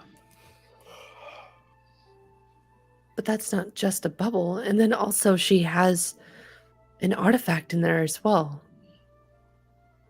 A stone with the 5 The points, elemental 5 orb. elements. She I also think has that- one of the books. Mm-hmm. Oh, right. We considered that we had it because it was already at the Citadel. Right. But the We Mhm. don't have What if have we it. took the sphere, like we put it at the bottom of a ravine, like the one over there? So you point to.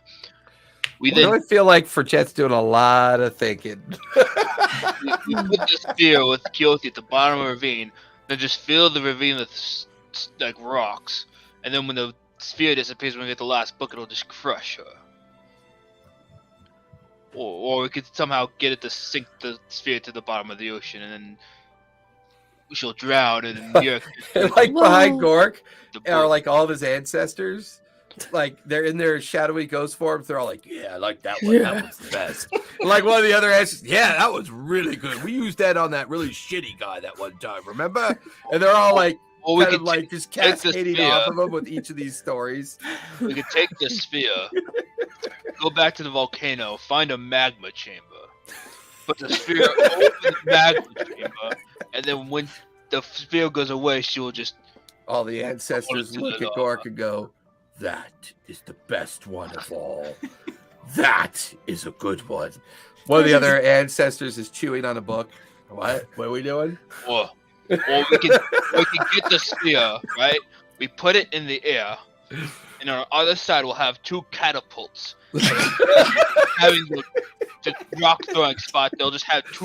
Gork is now peacocking around and telling the story. I'm just sitting there. I'm just sitting at the fire, like, and the catapult, instead of having that thing that holds the rock, will just have a flat piece of metal, and it just squish.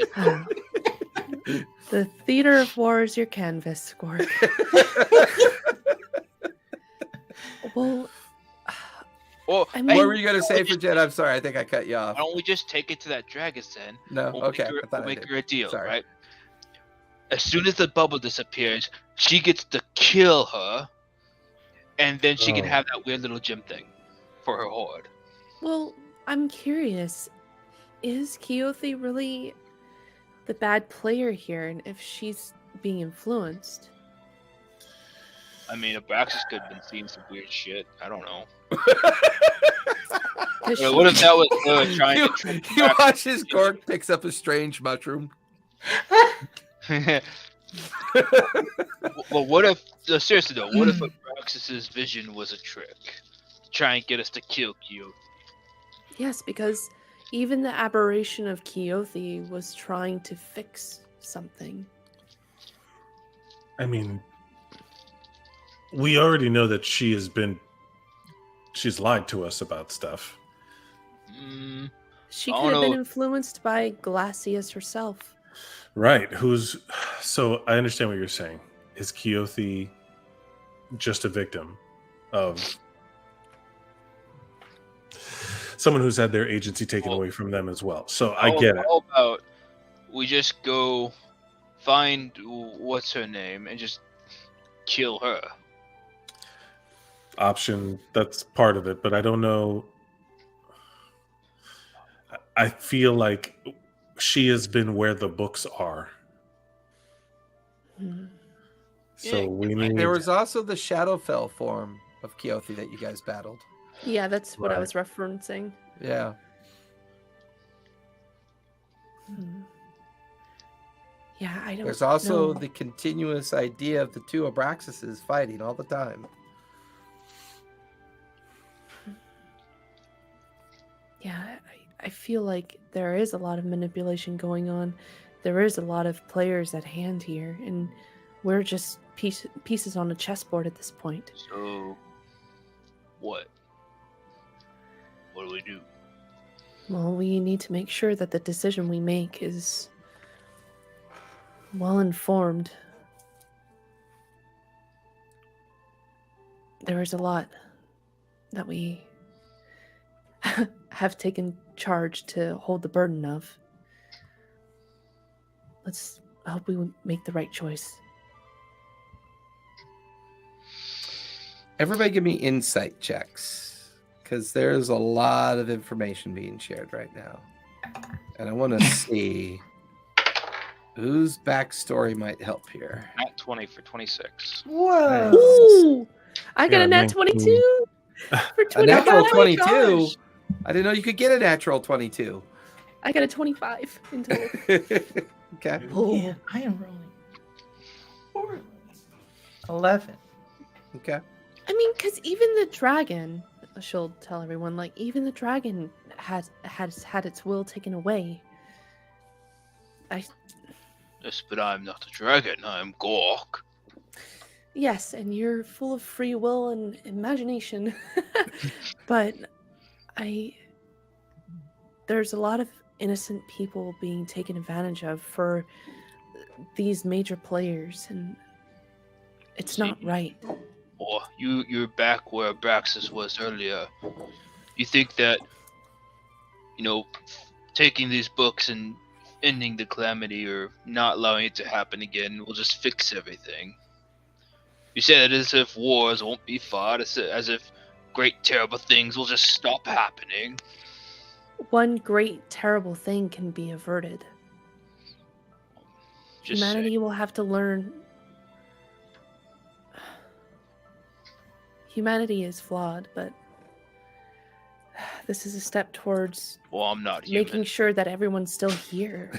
You're a humanoid. I mean, my people have been raiding and pillaging villages across the known world since forever.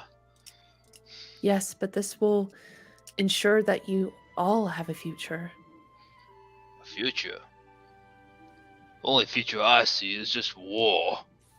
You think that all those empires will just forget what my people have done? They may be relieved at first. The Green Menace, the goblins, the orcs, no longer raiding their towns, but then when they look to the north, and they see us up there in our mountains and in our castles and our fortresses, you think that they'll just leave us be?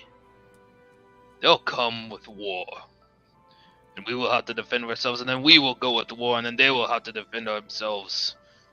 We are only temporarily preventing this. In time, when we are nothing but dust, when even that, like Abraxas, is but the fading memory in the eye of his god, it will happen again, and another will have to save it. So, would you wish for a life eternal? Well, I would wish would for a you- life where I'm not being played by a bunch of gods, like a little pawn, like Mr. Time God sending some stupid shaman to trick me. At least my god is honest. We fight. That's all we want. Hell, that's exactly what that demon lady, whatever her name is, offered. You think I do not want that? She offered me eternal war. She offered me everything I could have ever wanted. The difference is that I know that it will happen anyways. And I will have her head one day. So why bother? Why not just take all these books wrap them in an iron chest and drop it into the bottom of the ocean. Well, that's exactly what the Citadel is. That is your answer. It'll be taken away from the plains in its entirety. The Citadel is the chest that we're locking the books in, and we're sending it to the Astral Sea, which is the body of water you want to drop the box in. Yep. So, It what does we're check doing. out. If you should. Forget literally just checked it off the list. We've been playing by the rules of what everybody's been telling us. And we also don't think we can trust any of them. Yeah. That's How do why we the stop decision- playing their game?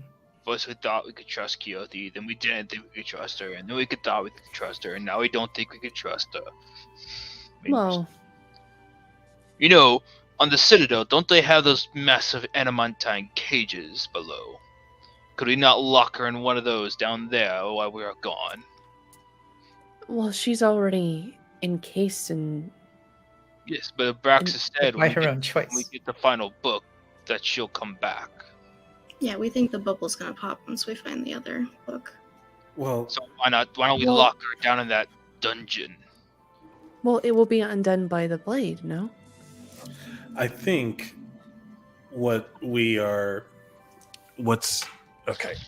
I think that we're assuming that the second we touch the book, that Keothi's gonna be like pop, and then that like the bubble's gonna be popping, and then she's gonna come and kill us.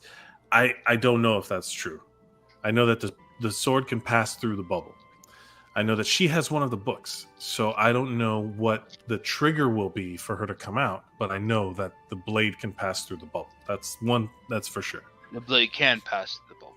Yes. That's what I was told. Well, let's just go stab Keothi then. But we don't know if she's a pawn in this as well. Well, I don't know what passing Just through kill the bubble will everybody. do to Keothi or to the bubble or to the you know what I mean. I don't know what the result will be, but I do know that there's a book in there with her. Yeah. And you do have the memory of the bubble being a representation of Keothi's form displaced through. Many Time. through infinite time. Correct. Yep.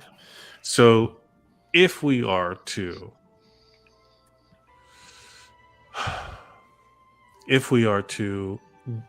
there's still a book in there with her. So I don't know if just us getting the other book will be the trigger, but either way, we can't do anything without that book that's with her. Hmm. So maybe we need this other book anyway. And we'll have to. Who mentioned the fact she was holding the 5 elemental objects? With that insight roll, I would say with this story and this detail that you're getting from this back and forth, and even to a certain degree, the kind of like detail that you're like the kind of emotion you're seeing exhibited from Gork from the idea of Mm-hmm. saving something that's going to happen anyways, and this back and forth. For some reason, something about that device triggers you, Mira. There's something about that thing that she was holding needs to be explained. It feels, out of all of this conversation, that needs to be explained because it feels out of place. Yes. I was just about to say. It feels out of place to you. It doesn't make sense. Yeah. Yeah, I don't. There's something with that stone that Fire, she has. water, earth, wind, and then you just remember her holding on to it, gripped in her hand. And I wouldn't have any knowledge of that object. That's what seems so out of place. It felt like a unique object. And why was she so intent on gripping it? What was its purpose? And I would also say that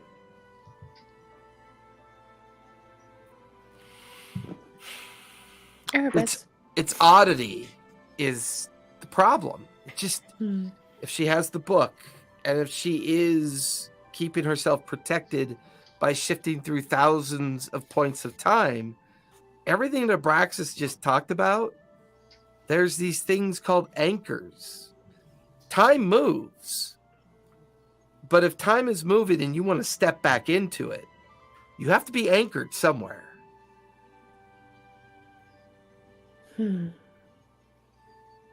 Anchor at anchor's weight.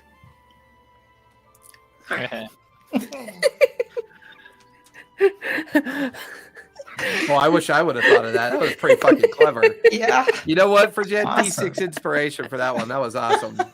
I don't know what I was writing that day, but for some reason there was a crossover when I wrote. So 10 points to Gryffindor. yeah.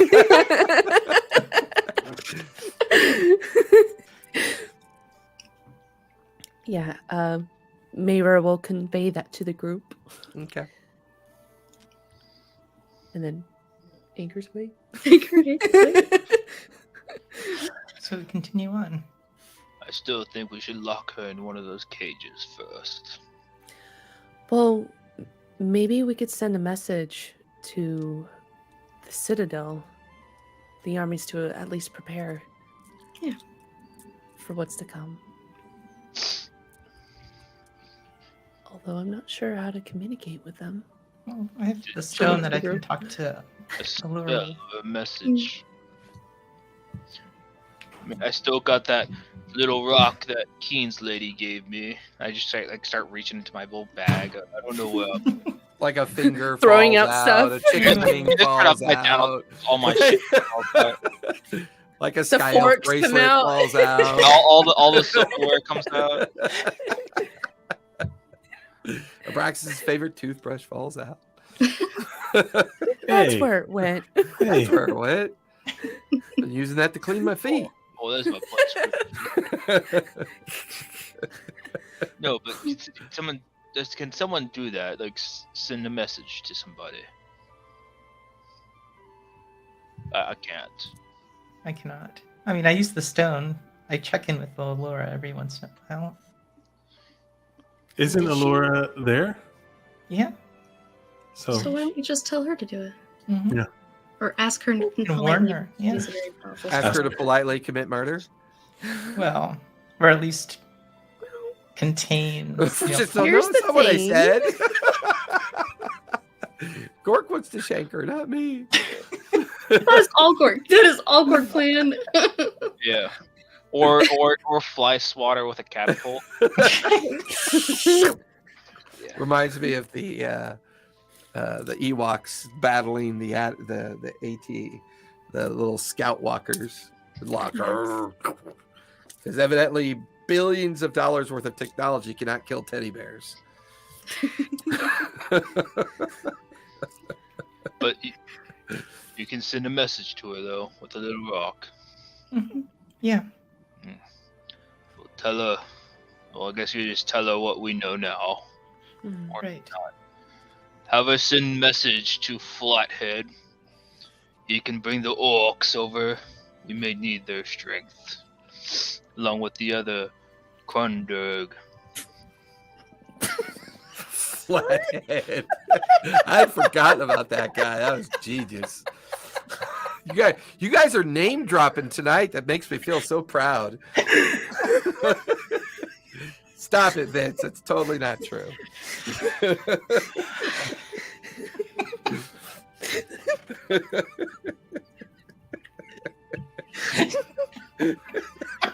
Great. Now we all have the chronic giggles. That was great. That was such a good name. You know what, Gork? I got to do it. D6 inspiration. That was genius. Genius name drop. I was like thinking, like, wow, that's rude, but that's actually neat. Yeah, that's his name.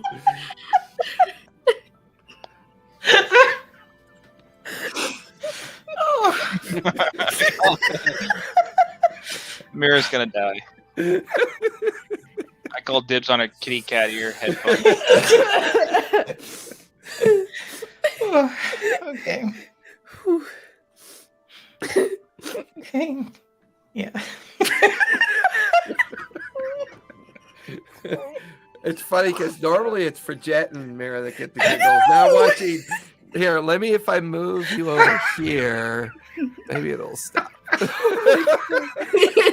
It's contagion. Separated like a elementary school class. Separate. All right, you two, I gotta separate. He started it. I was role playing. I was in the game. Y'all are just It's just. y'all like teenager when someone yells penis in the classroom and everyone's like, Oh my god. Frigid said, why'd you put me next to Gork? "No, you're on my level." His ancestors chew on books. Oh, okay. Better? All good? Okay. Rusa. Yeah, for a couple minutes.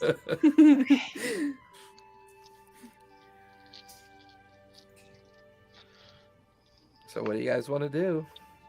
Poke the fire.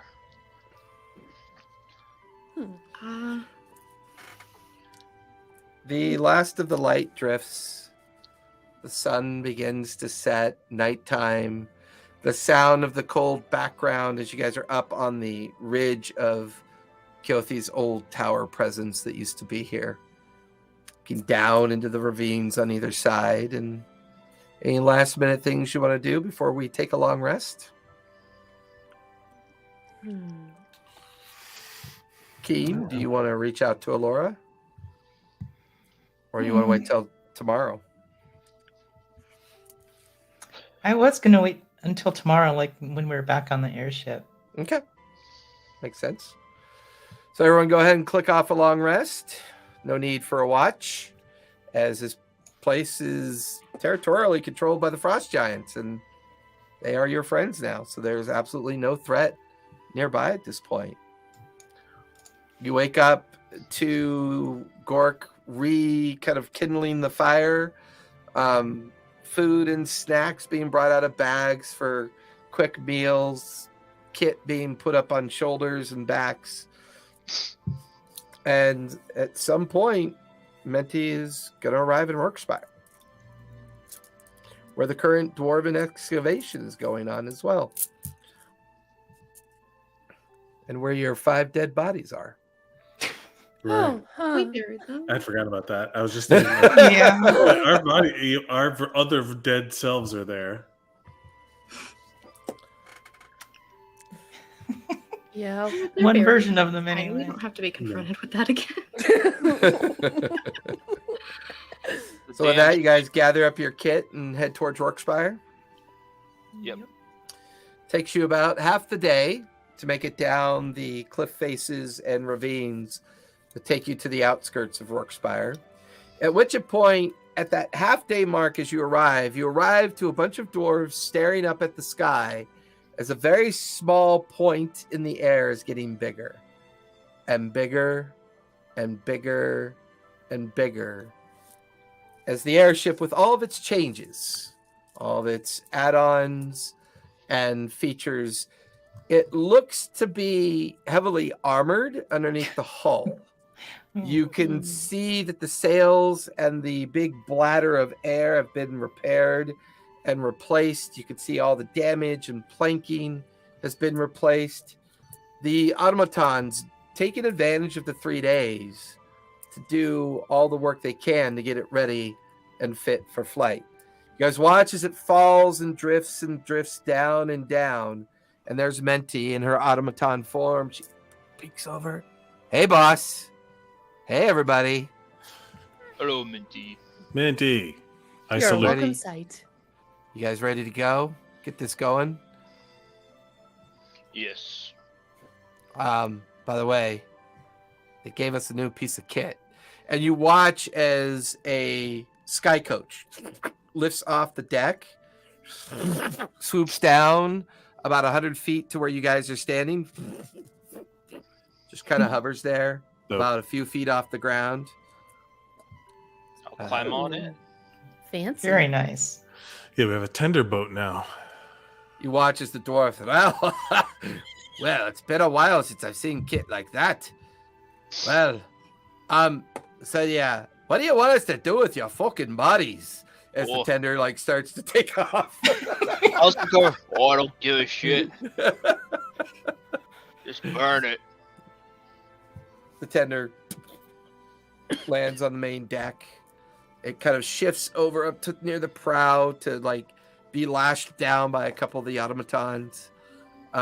Menti comes over and kind of looks at all of you. Where to? Anchor's weight, I believe. Anchor's weight. And then you watch as her form. And then you watch as the gemstones kind of like triangulate into her animated form that she uses whenever she's infused with the ship. And she goes, right away, boss. And you watch as she walks back. And then you feel, before she even gets back towards the rear of the ship begin to kind of like begin to like rise up into the air. And it pivots and settles into a very northeasterly direction. So based on Abraxas maps, it's about a 5-day journey to get up to the rendered region. So for the brevity of all of this, for each day, who wants to roll for the first day? I need a D20. I got you. All right. 16. 16. The weather is relatively normal and clear. Anything you guys want to do on this day during your travels? I would like to train with my sword. So, with Frigette helping me. Okay, your sword is called the Tempest. Is it something I can see, or is this? Should I just take notes? This is it in D&D Beyond? I mean, no, you'll want to take notes for this. Okay, I'll post it next week when I finish the artwork for it. It's called the Tempest. It requires attunement. Okay. It has advantage on all attacks. Wow. The wielder of this sword gains an extra attack during their action. It is +4 to hit, +4 for damage. Anybody struck by this sword must make an intelligence save DC 18 or take 4d12 psychic damage. Whoa, DC 18. 4D. What did you say? 4d12 psychic damage. If they save, they take only half damage. If they fail to save, they are banished for up to a minute into a temporal displacement. Oh my god! Wow. Otherwise, the sword does normal longsword damage, other than the psychic damage, which would be if they, you hit a target with it. If you strike a target that is vulnerable to psychic damage, they must make a DC con save of 16 or suffer immediate death.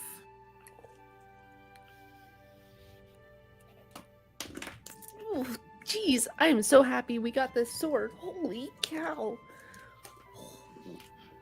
I'm just happy you didn't give up on it, or else that thing would have just stayed down there. Right. Good job, Kravaraad. I had written it off. Yeah. Just Well, makes you you. can certainly try, and that's what I wanted to do. It just makes you think of all the stuff we potentially missed at some point. Oh, I've got pages. Oh boy. Right. Oh boy. Wow. So say during this time you get attuned to it and the Tempest Sword. So I know you probably have to do some attunement balance in there somewhere. Yeah. I'm gonna have to lose my true sight lens. Okay. So anybody else want to do anything on this first day of travel? I'm going to find something that I can have like a little campfire in that won't burn the entire ship down, and Probably for most of the time, I'll be spending my time just playing with fire. Not playing with fire, like having a campfire and just kind of sitting around it. You're basically building a hibachi on the ship. Yeah, I'm gonna Google that. I don't know what that is. Hibachi? Mini The- grill. Yeah, like at the sushi restaurant. Not sushi, but like Oh, yeah. kabuki. Well, I'm not trying to cook on it necessarily. I'm just kind of hanging out and having a little campfire. You guys watch at some point in the Aye. evening, Gork finds an automaton that runs out of power. He flips it over, gets it, and he's now got a metal box. He fills it with wood and paper and fabric and begins to just kind of have a nice little fire pit up on the ship. That works. Meanwhile, the whole time, all the other automatons could hear it scream in pain. No. No, Oh, I'm no. kidding. I'm kidding. I couldn't help myself because I mean they're just they're constructs. They're only powered by the gemstones. Their gear work and all that is just kind of like I mean, for the a metal, small automatons that were a metal rescued bucket from- would have worked, but okay, I'll take that. Well, I don't know. Your violent descriptions over the course of today's, Okay, yeah. rice Well, water. You're in the groove. You're in that. But that takes effort. A metal bucket takes no effort. All right, we'll go with the metal bucket. That's All less fun for me, but it makes sense. I mean, we can say it on them. Basically, just use a charcoal bucket. Yeah. Meanwhile, one of the other automatons eyes you suspiciously. Yeah, so Anybody once I'll fill in Allura on all the stuff that we learned and Okay. crown and like all the stuff that's happened since the last check. Well, I do have updates for you. Oh. A rather large contingent of Cronenbergs and orcs have arrived. The Sky Elves sent ships to carry and ferry them here over the course of the last 2 or 3 days. Also, I've received information that others are on their way as well, although we're trying to understand who they are. Shall I send scouts, our Griffin Riders, towards Anchor's Weight? We are closer than you are now. Perhaps we can report on the condition of the place before your arrival. Give you an upper Sounds good. hand. Yes, I think any reconnaissance would be useful at this point. The dragon in the valley, her and her people have agreed to help us as well. This threat, do you feel it's credible, Keen? Does it feel real enough to you for us to call in all these favors? She I'd seems say so. harmless inside the device. Nothing has happened while you've been gone. Given all the forces arrayed around her, I'd say there's more to this than it appears. Right? We've dealt with gods and devils and strange forces of time. Well, your friend Kaladin has been working on studying the device in her hand. There's also a dwarf here that has been doing artist renderings down below in the excavation chambers. He's gotten involved as well. Oh. They think that she is in possession of an item called an elemental tablet. It's a relic of Planio Shift. Why she has it and what she's using it for, we don't know. But we continue to study her form and try to better understand her. I will redouble the guard. Slipstream, I'm sure, would be more than happy to get involved with that. Things are getting busy and crowded here. Quite a few people and quite a few interested parties, travelers from other places as well. Well, it does seem like things are about to culminate soon. So I think it's warranted. We believe that when we retrieve the last book at Anchor's Weight, we've been informed that Keothi will attempt to stop us and take the books from us at that point. So be ready for that bubble Would to it drop. not be wise to simply destroy the books then?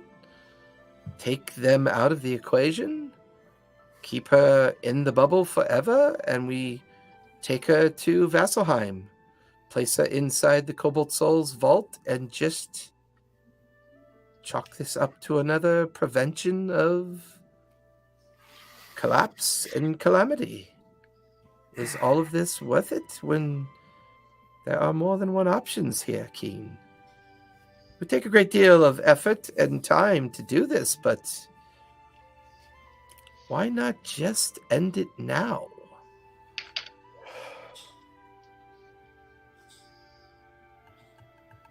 I don't know.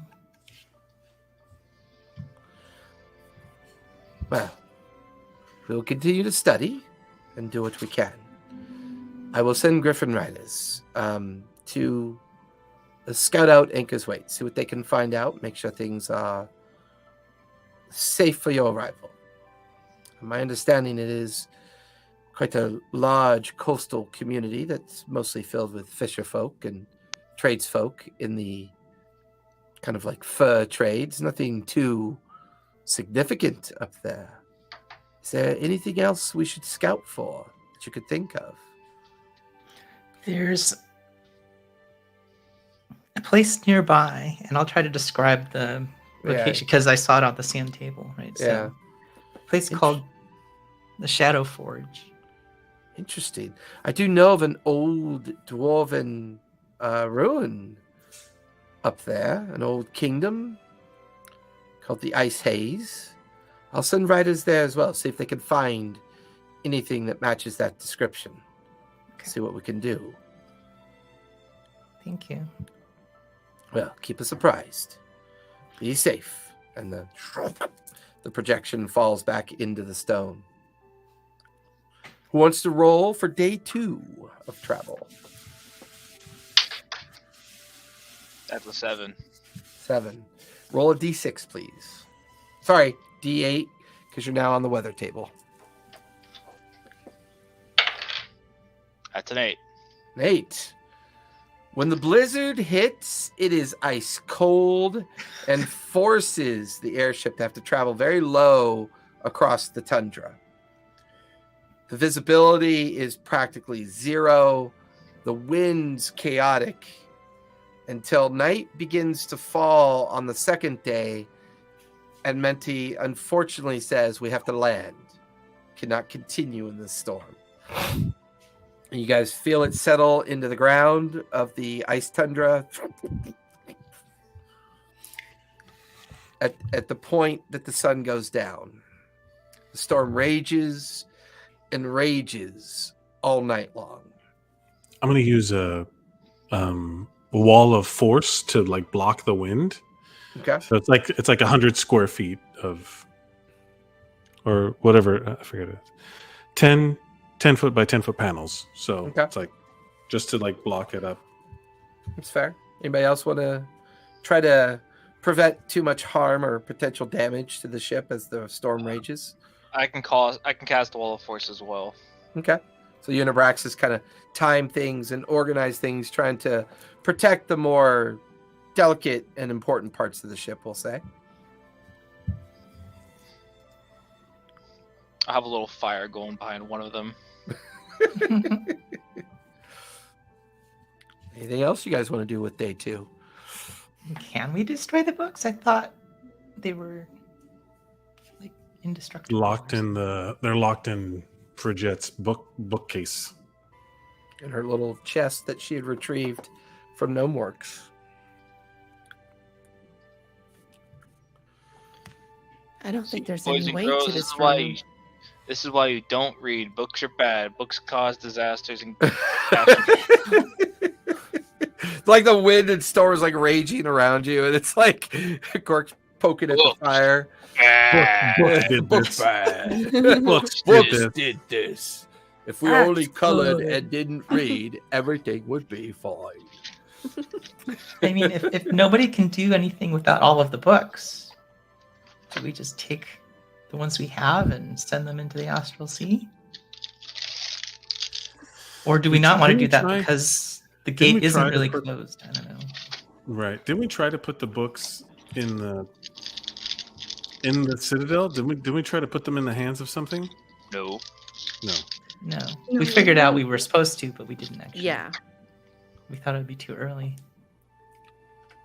Well, these books open up portals to the Nine Hells. Any one of them causes great devastation around it.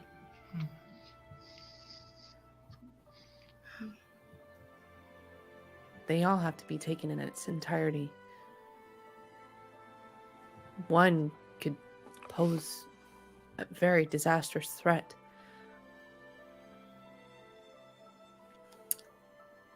Yeah, we need the box set.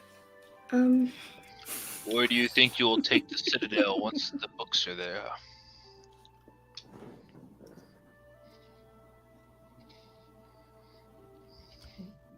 To wander the astral sea. I don't think there's a fixed location that it's You going said to. you would take it. Yes,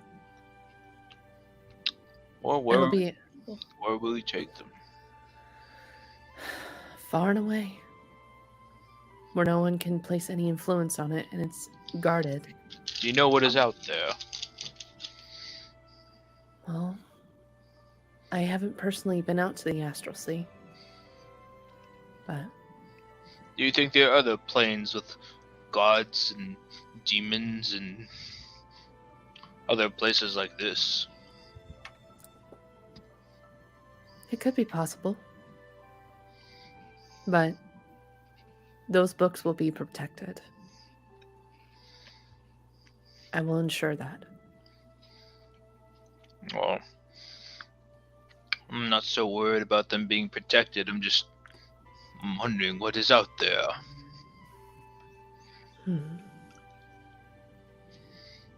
I haven't actually put much thought into it.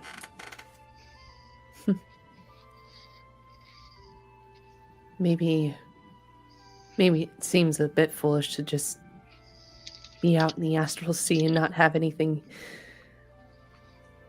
come my way. Does anything live out in the astral sea? Storyteller, would I know anything about the astral sea? I mean, you're all free to make history checks to see if anything in your past has offered up that opportunity.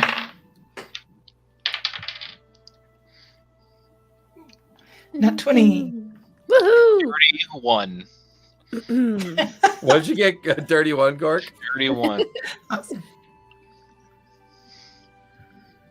For you, Keen, listening to this conversation, your mind kind of lingers at a time when you and Alora were working on some studying of something that a group of people called Vox Machina and the Mighty Nine referred to something as the Happy Fun Ball. And this arcane wizard that went by the name of Halas had wrote extensively on the Astral Sea. Titans, great giants that linger amongst these great interdisposed spaces, small creatures that live by the millions and swarm. It is an ecosystem unto itself, a collision of magic and substance. And in between these places, areas called the wild space, places that are unknown, that linger in and out of existence, all the while tethered to worlds by the dozens, if not by the hundreds. Oh.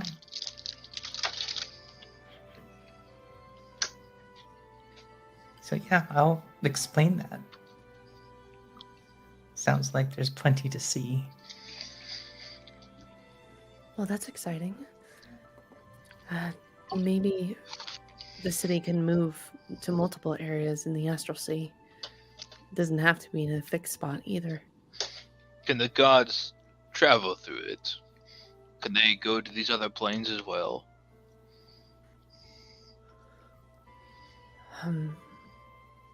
Well, I'm not sure if they have access beyond the Divine Gate into the Astral Sea. I mean, besides that, like, why are they all here? Are there more elsewhere? Could they go there if they wanted to? That's a good question. I don't know. They could. Why are they all here?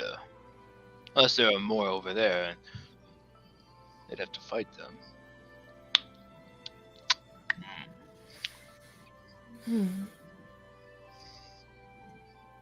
Sounds like more gods to slay for you.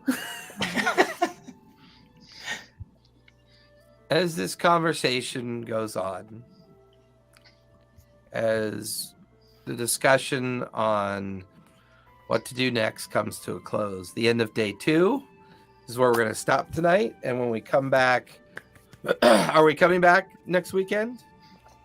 I'm Are we good. good? I sure hope so. Everybody good for next Saturday? Braxis, Next how's your schedule looking? Yeah, we have to talk about it. Okay. So, would your schedule be better the following Saturday? Yes. Okay. So let's take this Saturday off because I have a birthday party for my middle son due this Happy weekend. birthday! He is All going to be... Shit, I hate it when this happens. Let's see. Brielle's going to be 13. She's going to be a teenager this year. So he's going to be... This is the closest they're the same age. I think he's going to be 12. Either going to be 11 or 12. I'm not sure. I have to think about that. Make Bad sure to math, put the right bad number math. on the birthday cake. I leave that up to Callista. She'll know. She'll know. I'm horrible when it comes to birthdays. So So we will funny. take next Saturday off, and then we'll come back the following Saturday. That way, it gives Mike time to adjust his work schedule. Yeah. I can do the birthday party on Saturday, and everybody will be good. So, hey, everybody, thank you so much for hanging out with us. Vince, always fun to hear your very inappropriate references to the idea that the Ewokese are Vietnamese. I don't know how you do it, and I don't know how you sleep at night, but you Nailed do. it. But thanks, everybody. Be safe, be kind, play a game. It's good for you, and we'll see you in a couple weeks. Bye. Bye everybody.